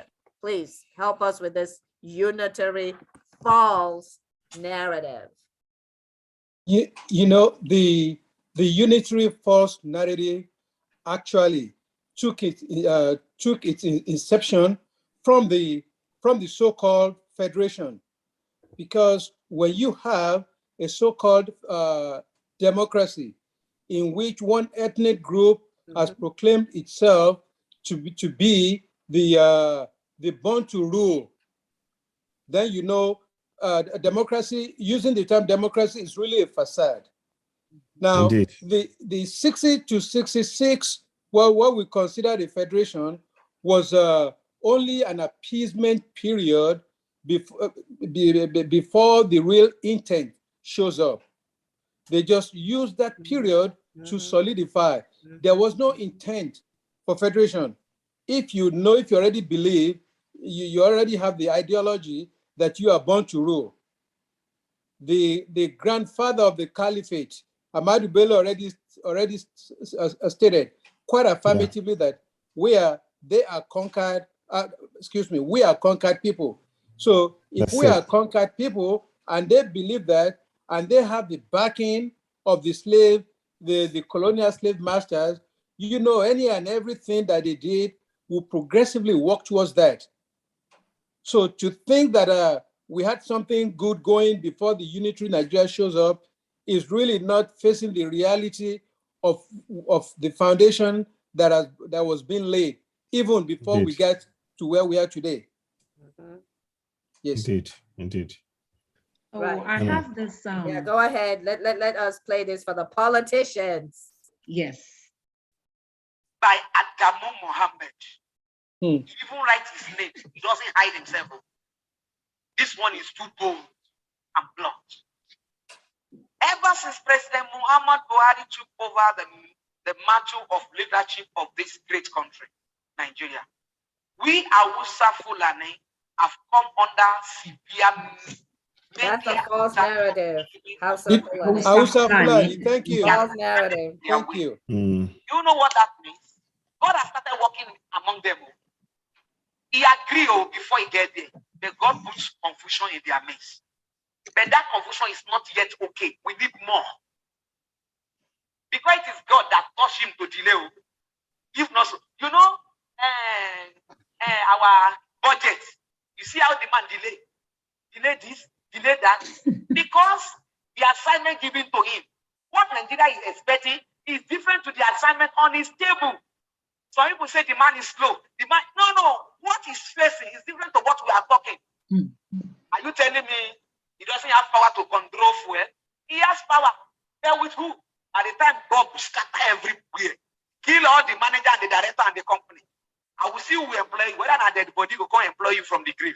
At the time, God will scatter everywhere. Kill all the manager and the director and the company. I will see who employ you. Whether or not dead body will come employ you from the grave. But let me make something clear to you. Stupid fellow haunting us. Whether you love us or hate us, it doesn't change anything. We are who we are, and we will continue to remain like that. We hate you even more, and we can never love you because you are all evidence. And you know, the people they call evidence, anybody that did not follow is an evidence to them. I pity those of you who keep deluding yourself that we can love and trust you, simply because you work against your people to our own advantage. I'm sorry.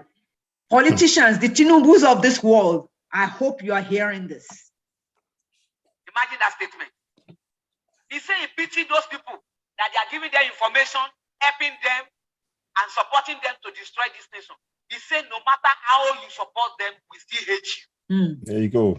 He's talking about yeah, so I hope they're listening. All I hope they are listening. Yoruba man will be a faithful Muslim. You are still an evidence to them because you are Yoruba. They say even though you work against your people to for our own advantage, yet we hate you. Can you hear that? They are the people that you can't say, you can't beg. That thing called mercy is far away from them. Many of you have this message. You won't forward it to your brothers and sisters. You will keep it to yourself. And you say it is well with you. It is not well at all anywhere. Nothing is well this time. Let's stop deceiving ourselves. Nothing is well. I imagine if our leader will read this and keep quiet. I heard that the stupid governor of Oyo State, Ajumobi, said that they won't accept the proposed grassy bill. That means they have passed this bill to all governors. Only Oyo State governor rejects it.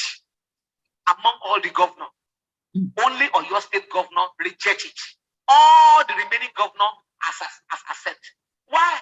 Because it's at the expense of their life. They will try to kill them. They even say that they will bring cow into the church, and if they try to stop them, they will kill you. I will read it now.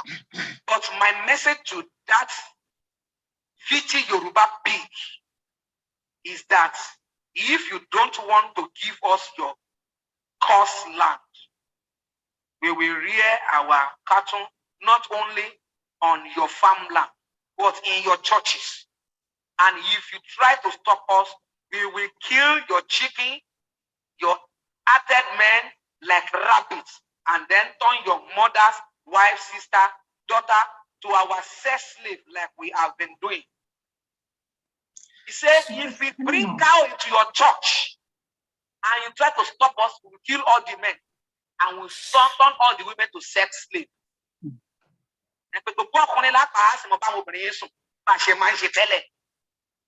You remember he said the land is a cursed land, Yoruba land. Yes, it is cursed. Because one of our fathers caused us that we will never be united. And this is the secret in their hand, that we will never be united. He even said it. He said we are betrayers. Let me read it for you.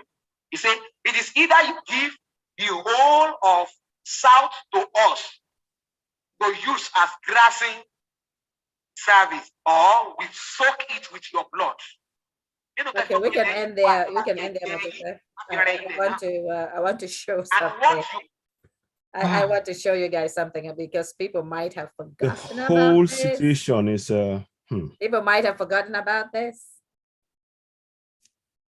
Yeah. 2018, Buhari, give up your ancestral land for ranching or die. It is better, he said, to give up your ancestral land or die. Yeah. How is this a president of the indigenous Nigerians? He is telling you to give up what you have because he is not going to stop these terrorists and his Fulani herdsmen, kinsmen from killing to take your land. This is what he had to say in 2018. Well, can I just say something? People know this. I mean, this is why, you know, these discussions that we have is very important. We need to know what is going on, and we bring it all together for you guys to understand. And can I just add that this was in 2018, and they elected this man in 2019. Exactly. Yep. Exactly.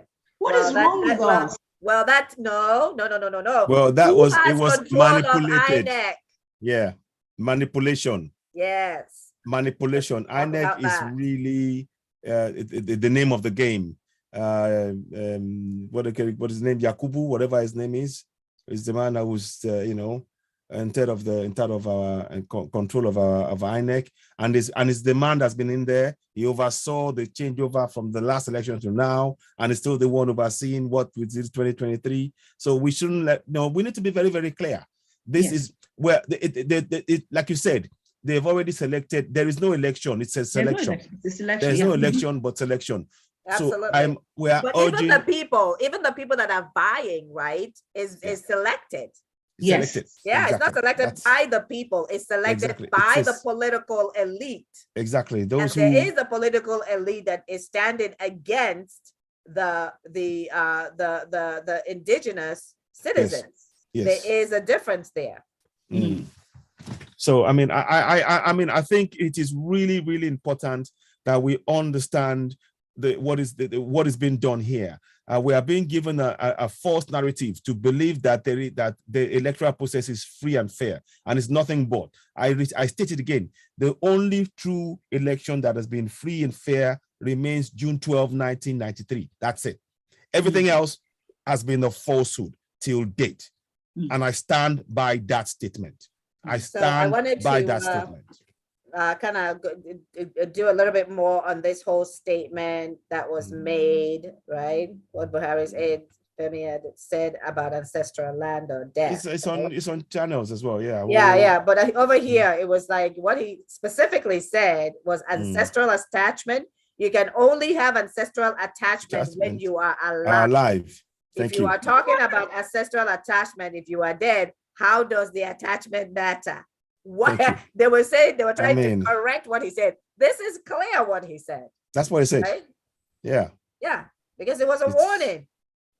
This is what he said. So there isn't any, they're saying that this is establishing again, this is a false narrative that we're talking about, right? RUGA establishing ranches using Nigerian money and bringing in the Fulani to change the demographics of Nigeria. And get that video ready, the one that's changing the demographics of Nigeria, bringing them in. That's the way to solve it. Let us use this false narrative to bring in this armed Fulani who the Buhari, you need to issue a command that every bandit, every kidnapper, every Fulani herdsman put down their guns in accordance with the laws of the land. You have already taken the guns from the citizens. Take it away from the terrorists and your kinsmen, the Fulani herdsmen. And then we'll know that you're serious. Okay, we'll know that you're serious. Okay, I think it's not this one, another one. The other one.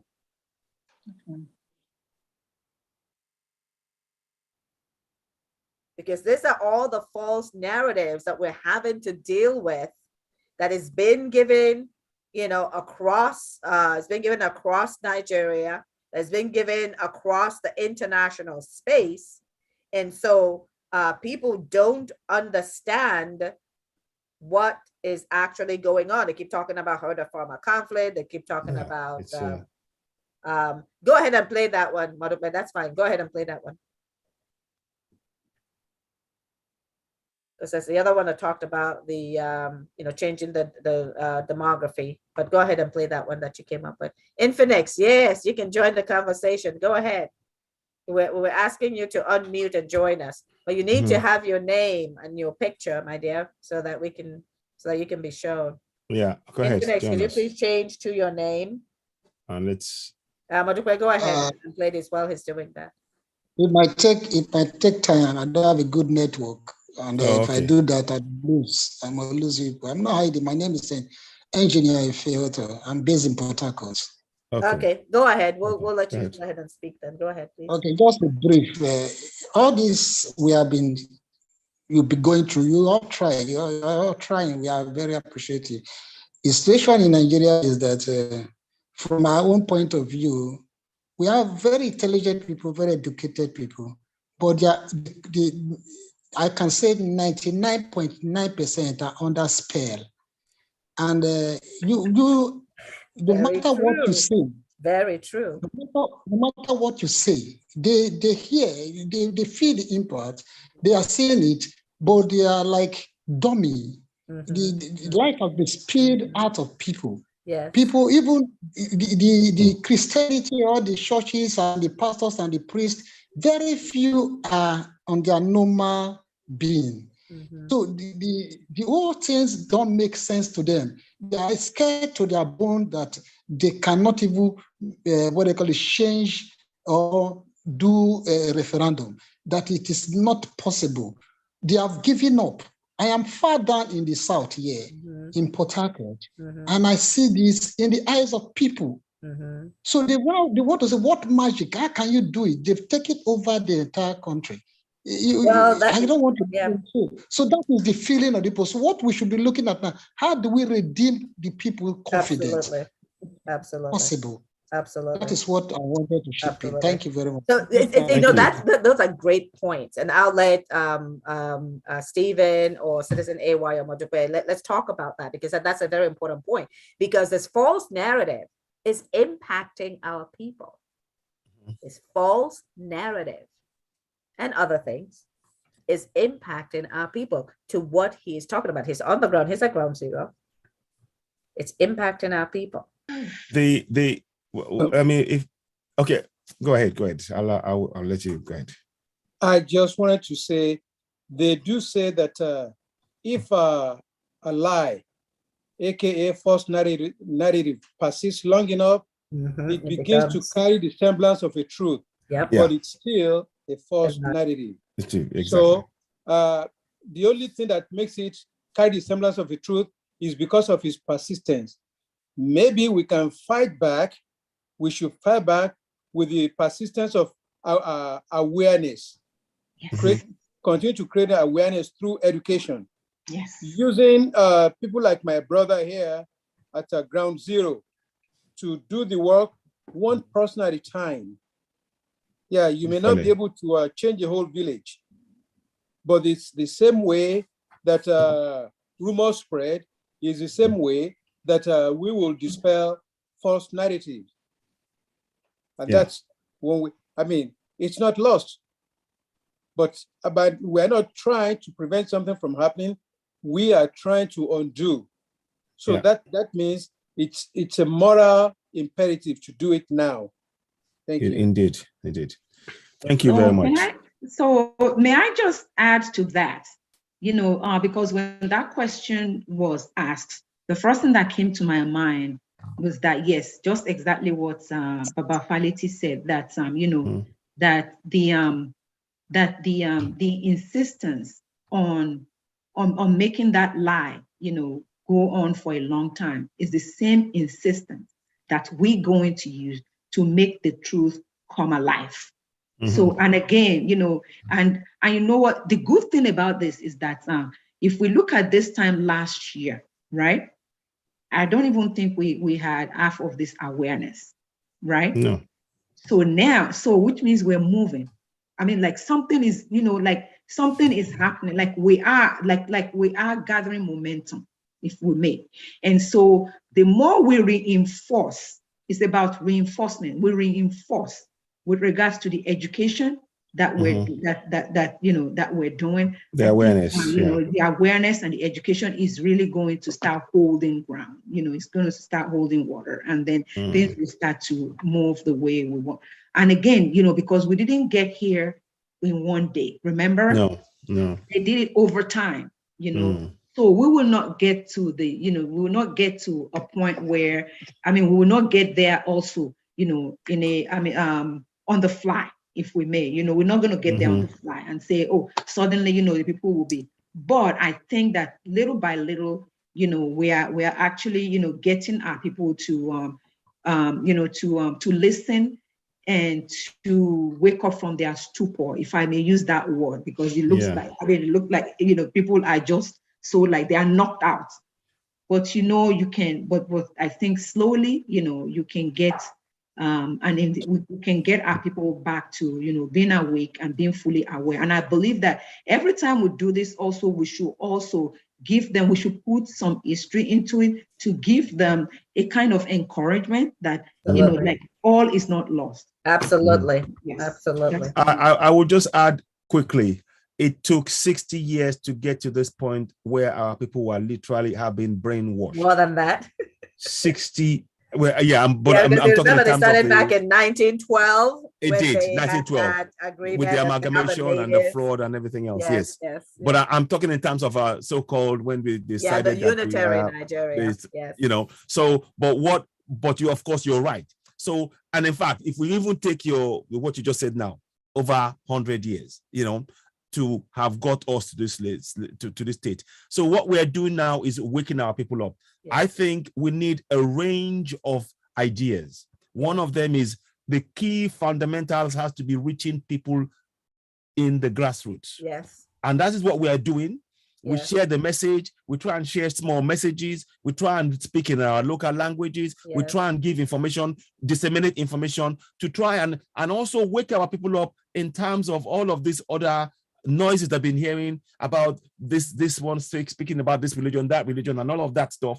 Look, religion is important to each and every one of us, but our focus is our survival. Absolutely. And very much like they're saying, if you are not alive, you cannot practice any religion. And these guys are killing us. Exactly. So we need to really get our people to understand this is literally about life and death. Yes. Literally now it's about life and death.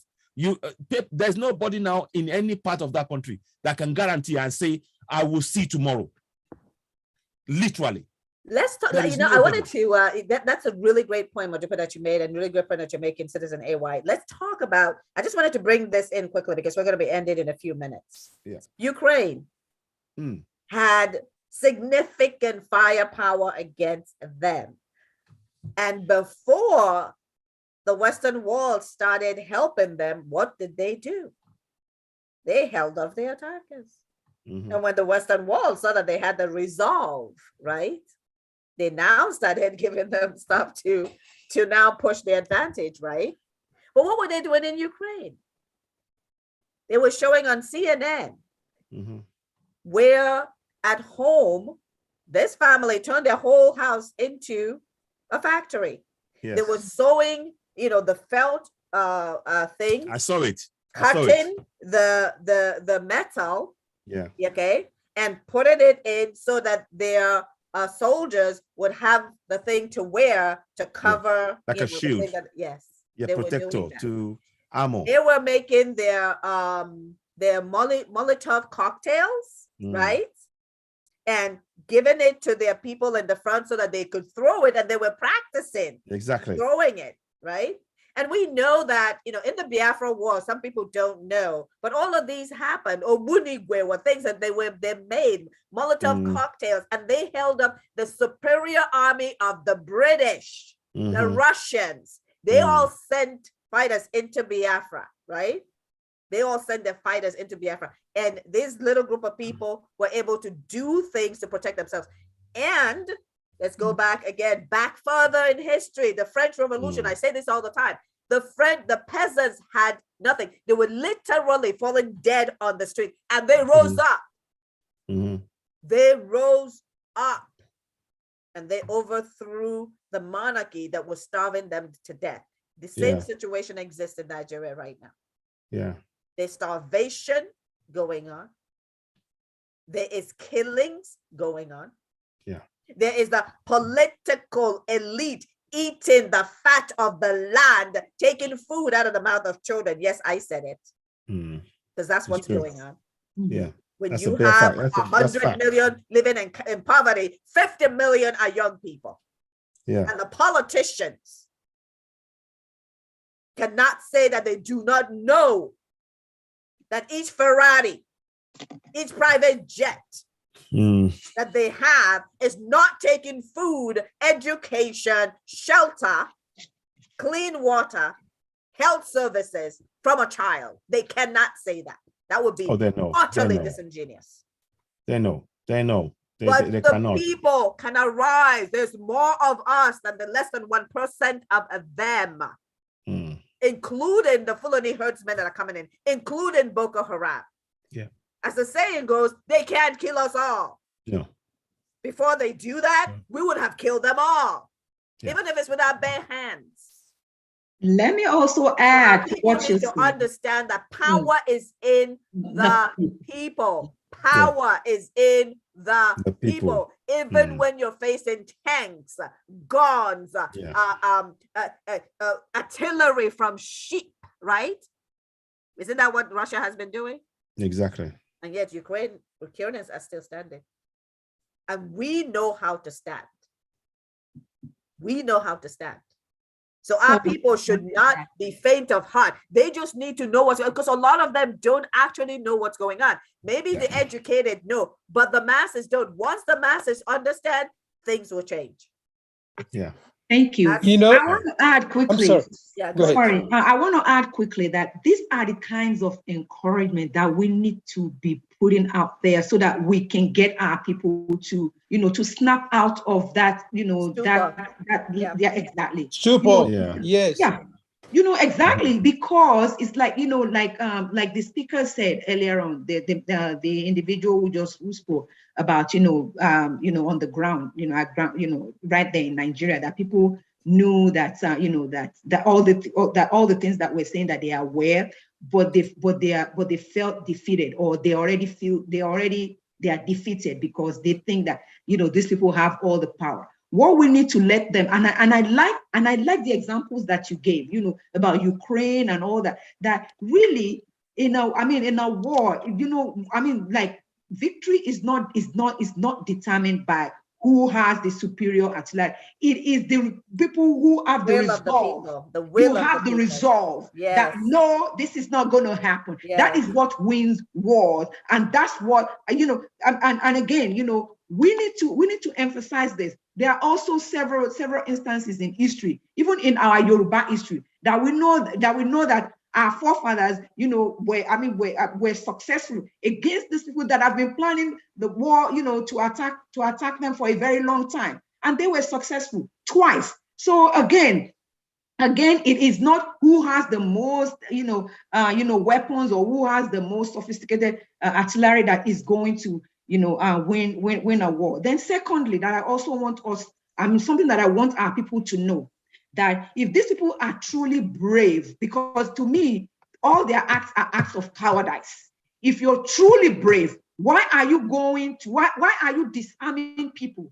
President Buhari, why did you disarm the citizenry? You disarm the citizens so that AK-47 carrying people can go and kill them. Why don't you leave the people? Let them be able to defend themselves, and then let's see who the cowards are. Because many times, you know, I'll hear people say, "Oh, you are cowards if you cannot stand." No, many people have tried to. Look at local vigilantes. You know, but what happens is that you will find the Nigerian military that are now being populated by repentant terrorists now going after the vigilantes who are trying to protect their land. So again, you know, you cannot tell me that you are brave if you are fighting somebody who is not armed. Tell me, how can you call yourself? That to me is not. It's nothing but cowardice. That's sheer cowardice. Sheer cowardice. Let our people know that these people, they are cowards. They are. So don't be afraid of them. Do not be afraid of them, honestly.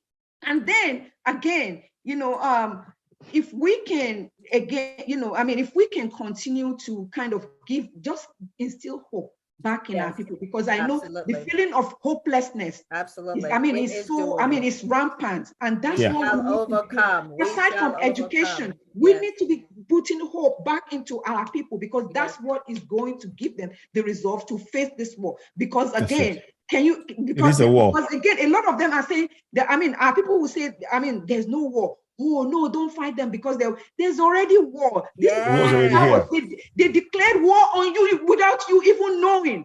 So that's another. Can you show your screen again? So again, you know, I don't want to get too emotional about this, but I'm telling you, it's like our people, believe me, you know, we can do this, and we are doing it. We are doing it. Yes. Thank you. Okay, let me just do this quickly. So I will show you that picture again. Let me share screen. It is a war. It is a war, to be honest. The victims of the war already. Right now, it's mainly on our side. Yeah. It's pretty much all on our side. It is. You know, however. Very much on our there. Yes. So there you go. Yes. So you can see that. I'm going to turn. We can see your screen. Oh, sorry. Sorry. 1 minute. Sorry. There you go. There you go. Got it? Yeah. Sorry about that. It's an undeclared war. Yeah. The war in Ukraine is called declared. The war in Nigeria is undeclared. But make no mistake. Let's look at the numbers. It is still a war. Citizen AY, give us the numbers. By cowards. So let me give you the numbers again. Yeah. So now, over 400,000 killed, over 400,000 refugees, over 4 million displaced, internally displaced people's camp, over 9 million at risk of poverty, over 90 million in abject poverty. That is what we're faced with. And we are facing an undeclared war brought on us by the Fulanis. Yes. That is the real fact. We need to all wake up to that reality. By the coward people. The cowards. That's what, yeah, they're cowards. Our people need to know that. Yes. Yes. And this is where the awareness education becomes very, very paramount in fighting back. Because given most of the numbers, for as long as I've been on this program, most of the numbers that Citizen AY just projected now, especially on the IDP population, they are just as new to me as anyone that hasn't had them before. Yeah, so you can imagine them a lot. Yes, I know. Oh, I know. Yeah. Because those numbers, they make the Ukraine war look like a street fight now. Yeah, because 100 100 million refugees is going to tank the world. 100 million refugees coming out of Nigeria is going to tank the world. Oh, absolutely. And they don't know that. Notwithstanding, the international community is still considering this a domestic problem, not a global crisis. It is a global crisis. Oh, absolutely. Yeah. Because when you have over 4 million in IDP camps, and you don't have the CNNs of the world, they're not covering it.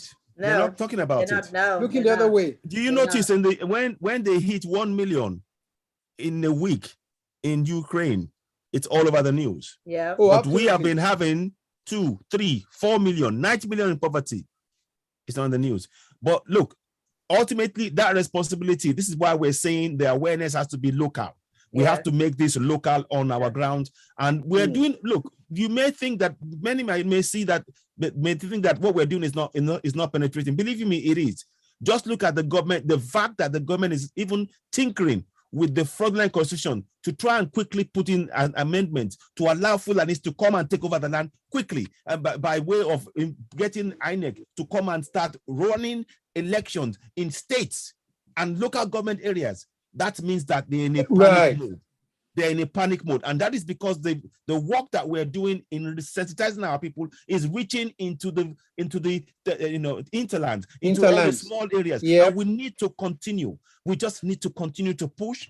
And we urge us all. We need each and every one of us. If you're in diaspora, there's about between 20 to 40 million people, probably, I don't know the exact amount of the diaspora. In diaspora. That's a huge number. And we should be. Yes. We should all be keyed into Absolutely. this. You should be doing something in your village, in your town, in your community. You should be communicating. You should be sharing this. You should not be silent because the war is here. The figures are staring you in the face. 90 million in abject poverty. Let's not listen. We are doing the work and we need more of us. And your voice matters. Each and every voice matters. We are all leaders collectively, and we can achieve this together. I want you to believe that. And I remain absolutely committed to this struggle, like everyone else is on this platform and other platforms around the world. We need to continue to push. We cannot relent now. We must continue to push. Yeah. So I'll let you carry on. Yeah. International Criminal Court, December 11, 2020. Reasonable basis to believe that Nigerian armed forces committed acts against humanity, crimes against humanity that rises to the level of war crime. Exactly. War crimes. This is the Nigerian armed forces being put in the exact same category as Boko Haram and ISWAP because they are doing the same thing. And we see it going on in Nigeria as in Lekki, right? We saw that happening there. We see it happening in the Southeast right now. We see it happening pretty much across the Middle Belt to the South. And people say it's herder-farmer conflict. I wish the farmers can just rise up and actually start fighting back. So we actually have a herder-farmer conflict, because right now all we have is a herder conflict. From conflict, exactly. All we have is a herder conflict. Yeah, they're right the now. ones. They're the ones being armed, and the government is funding them. The government is giving them guns. Is giving, and if they lose their cows, they get compensation. Absolutely, they get homes. But farmers they are get not given clothes. There's kids are sent to school on the money. Yes. Remember, they said, Governor Bala said 80% of the budget for funding non-Nigerians is provided by the federal government of Nigeria. Absolutely. It's ironic. Jane just read us scathing indictment of the Nigerian Armed Forces by the International Criminal Court, and it just occurred to me, and who is the commander-in-chief of the Nigerian Armed Forces? Yes, Buhari. Exactly. So, well, you know, he's the commander-in-chief. He's the immigration officer. Yes. He's the petroleum minister. Petroleum minister. He's NNPC minister. Minister. What Yes, else? Minister of Petroleum. What else? Can you help me with his other titles? Yes. Oh. Actually, I was looking for this, and I want to share it real quick. I mean, it's just maybe like a minute. Yeah. And I go just ahead. know, yeah. Please. We have 3 minutes, and then we are wrapping it up. No, this is we're like wrapping less up in than 3 a minutes. minute. Is what I mean. This is less than a minute. Free education for repentant Boko Haram, while the dead that they killed. Look at them. Look at their faces. Look at the faces of evil. Yeah. Yes. And we have, Mojupe, do you have the IDP camp pictures? Because I want people to see the difference between what they're doing with the perpetrators, these terrorists, these killers, as opposed to what the victims, how Buhari's government is treating victims. Do you have any of that? Let me have that. Victims. My starch. Let me see. Victims are living in squalid conditions. Squalid.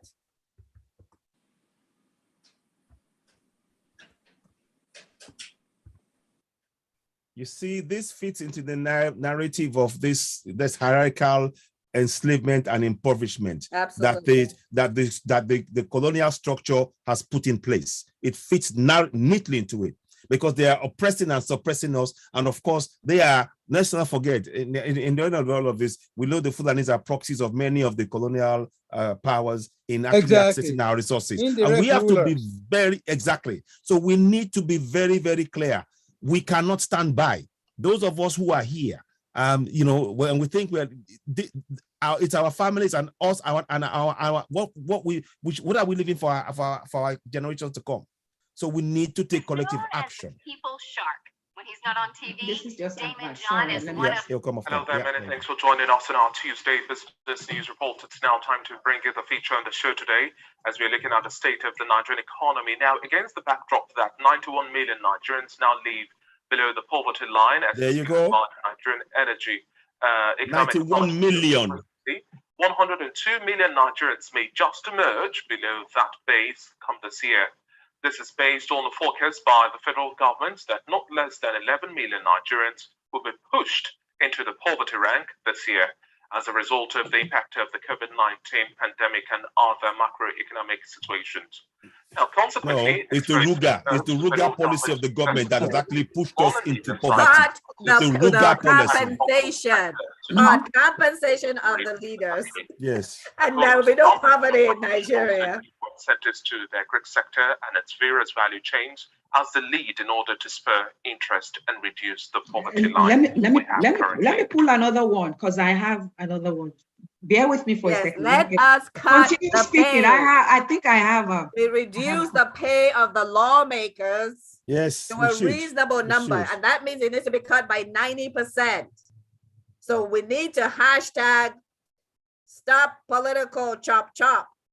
Yes, right? Because we need to stop political chop chop so the people can chop and live.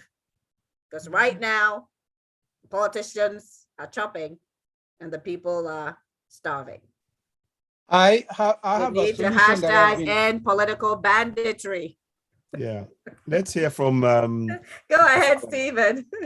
I was going to say, Jean, along that line of compensation, believe me, I have a solution that I'm working feverishly to implement when we draft the new constitution. All the lawmakers should be pegged at the same civil servant salaries. Yeah. So that means if you cannot They survive, are civil servants. Oh, absolutely. Yeah, because of the way that they're paying them, they now think that they're the owners of the land Exactly. and the controllers of the land. Yes, they are civil servants.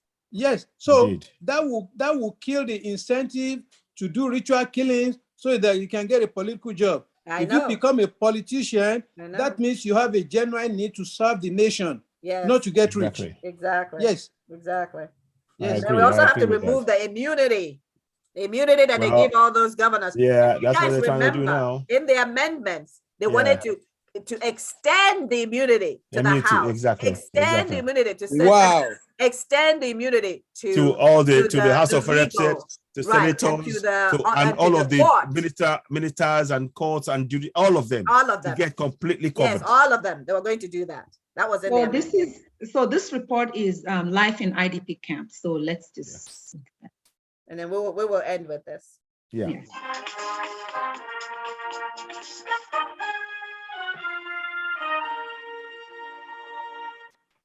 As of January 2015, the National Emergency Management Agency, NEMA, placed the number of internally displaced persons at about 1,107,000 of them living in established camps and 804,000 of them with host communities.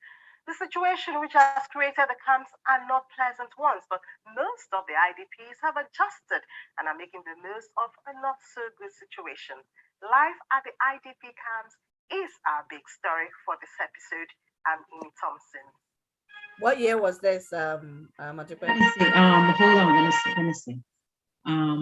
I actually have about 4 of them. So this was the first one. I also have children in IDP camp, and then there's a full documentary, and then there's also, because we have some that actually lays out that shows their, the ones that show what their. Okay, that was in 2016. I have a 2021.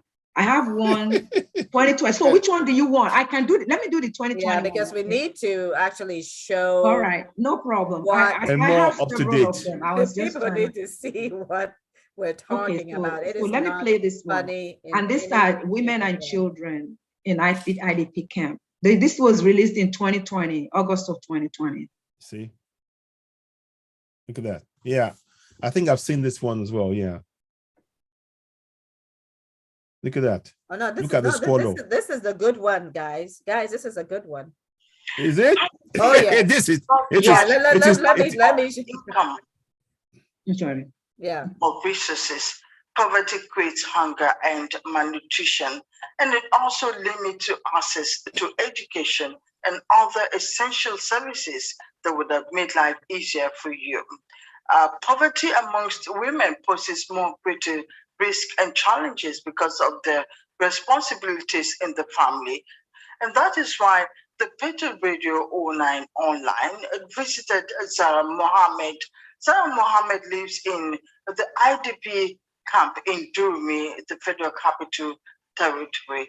And she told me that the issue of empowerment for rural women and women like her in the camp are just like lip service to most organizations and individuals that come into the.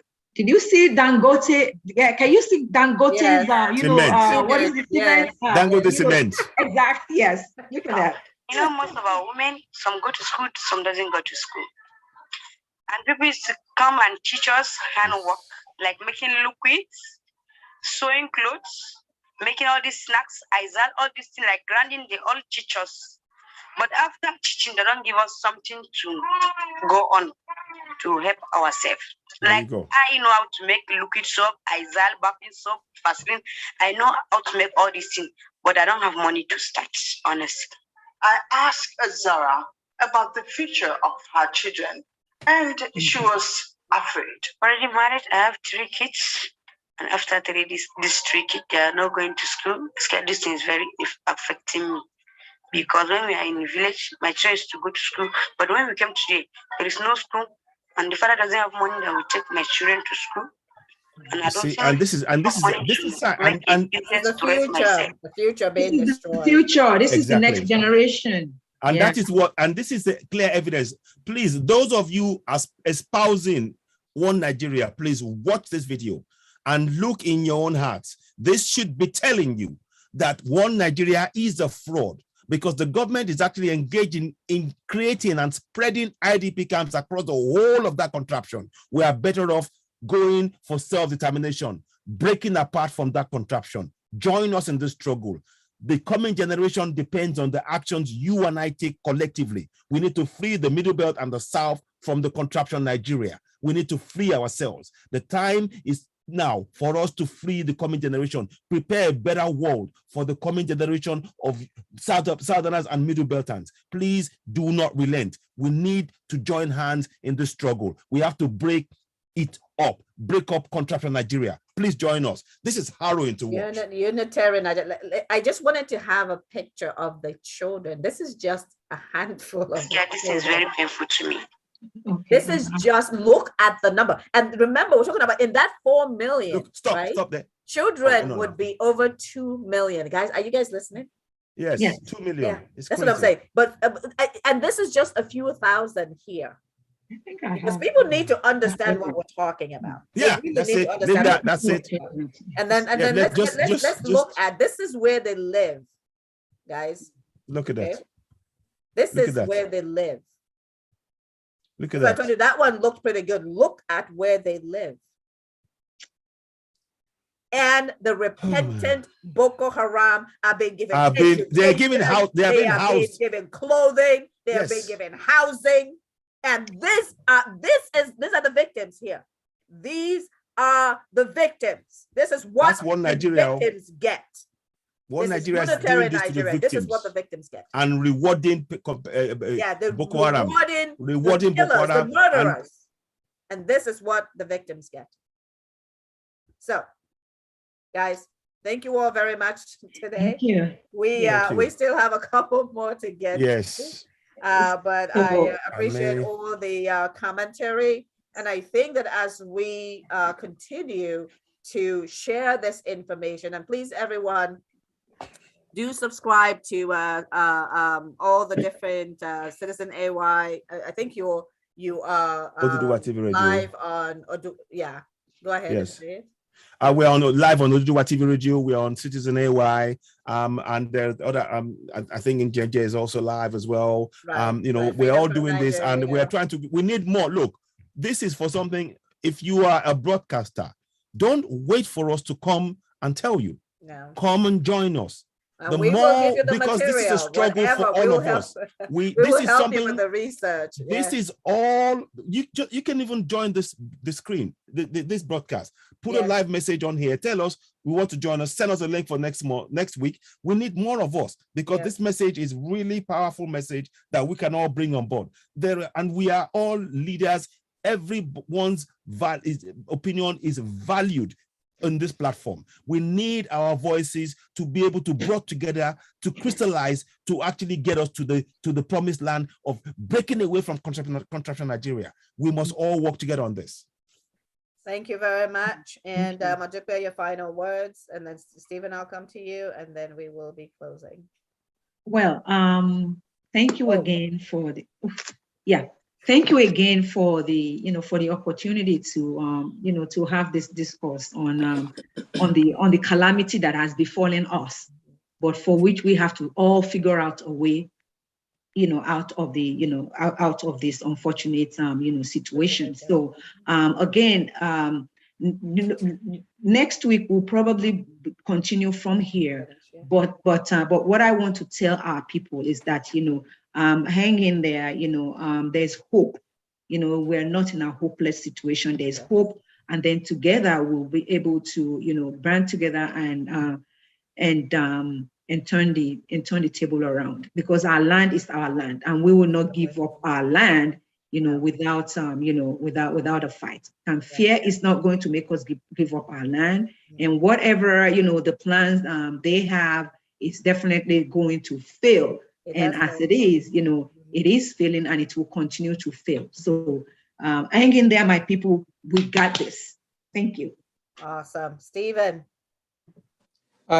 Thank you all. I appreciate the opportunity to have been able to participate in this discourse on the false narratives and the effort we have made quite successfully to peel back the covering behind the false narratives so that we can see each and every narrative for what it is. And essentially, what it is, it's just a convoluted effort by the jihadists to use any and every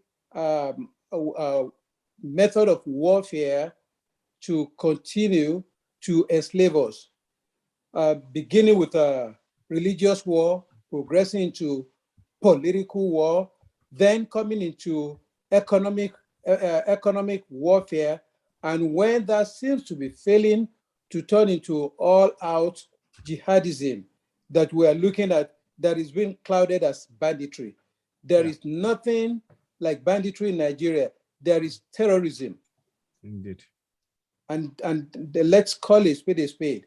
Banditry is just the political speak-ease for the atrocities of terrorism. False narrative. It's a way to try and dampen the real nightmare situation. Exactly. To hide it. Yes. So, to almost trivialize it. Oh, they're just bandits. You know? Yes. So all we need to do is give them more Nigeria money. Yeah. Exactly. Yeah. Oh, but the president has said, Bala Mohammed, as I wrap up, President Buhari has said that those in the forests are not Nigerians. They are from Mauritania, Central African Republic, and other places in Africa that you, under RUGA, are wanting to bring in as citizens. They need to go. All of them from the forest need to go. And by the way, most countries do have in their constitutions and in their laws that if a migrant commits a felony, the citizenship is taken away and they are deported. Exactly. So thank you all very much. Next week, we will continue to talk about laying out the invasion and conquest plan of the Fulani for Nigeria and why all freedom groups must resist RUGA and the new amendments to that fraudulent constitution. We must unite from the Middle Belt to the South. And later on, we will deal with our Hausa brothers and help them out. But for now, the Middle Belt to the South must unite and work towards the self-determination plan as laid out by NINAS, which is the Nigeria Indigenous Nationalist Alliance for Self-Determination. That is the plan. And we all must get behind ending that constitution, go into a transition government, go into referendum where each nation makes a decision for themselves. By the way, referendum is not a difficult thing, guys. And we're going to talk about that after we finish the series. We'll talk about what is referendum and what is it going to take. So our people understand how simple it is. It's a simple, do you want to be in Nigeria? Yes or no? No, exactly. We'll talk about that after we just to add, in 2016, 23rd of June, 2016, UK had a referendum. The referendum, they asked themselves, do you want to be part of EU or do you want to leave? 70 million voted to leave, 60 million decided to stay. The leavers won and they left. That is what we're saying. That's it. That is simple and short. So we need to get about to getting our people registered so that they can be part of the referendum. You know, each nation needs to make sure that it is getting its people, because you do have to vote in your different blocks, right? So the Yoruba block, the Lower Niger block, the Middle Belt block, you guys need to get yourselves together because you need to vote in your blocks and decide what you want to do. But We have the law on our side because the Fulanis don't have land in Nigeria. They're forcibly taking land, which is unlawful. And so our cause is just. And theirs is terrorism. Yeah. It is murder. It is absolutely unjustified and unlawful. So join us again next week, every Saturday at 7 p.m. Nigeria time. And we welcome you to please share this information. You can translate it. You can translate portions of it. You can take portions of it so that our people really understand what's going on. Thank you all very much. Thank you, Modupe. Thank you, Citizen AY. Thank you, Stephen. Thank you. And see you again next weekend. And Ejiofor as well. Thank you. Okay. Thank you all. Okay, bye. Bye-bye. Thank you, everyone. Go ahead, Modupe. No, actually, when we're off the camera. So, Oh, okay. I was going to let me stop the live stream. Okay, I'm going to stop that here as well. Okay. Okay, let me stop that here as well. Okay. We're off the camera now.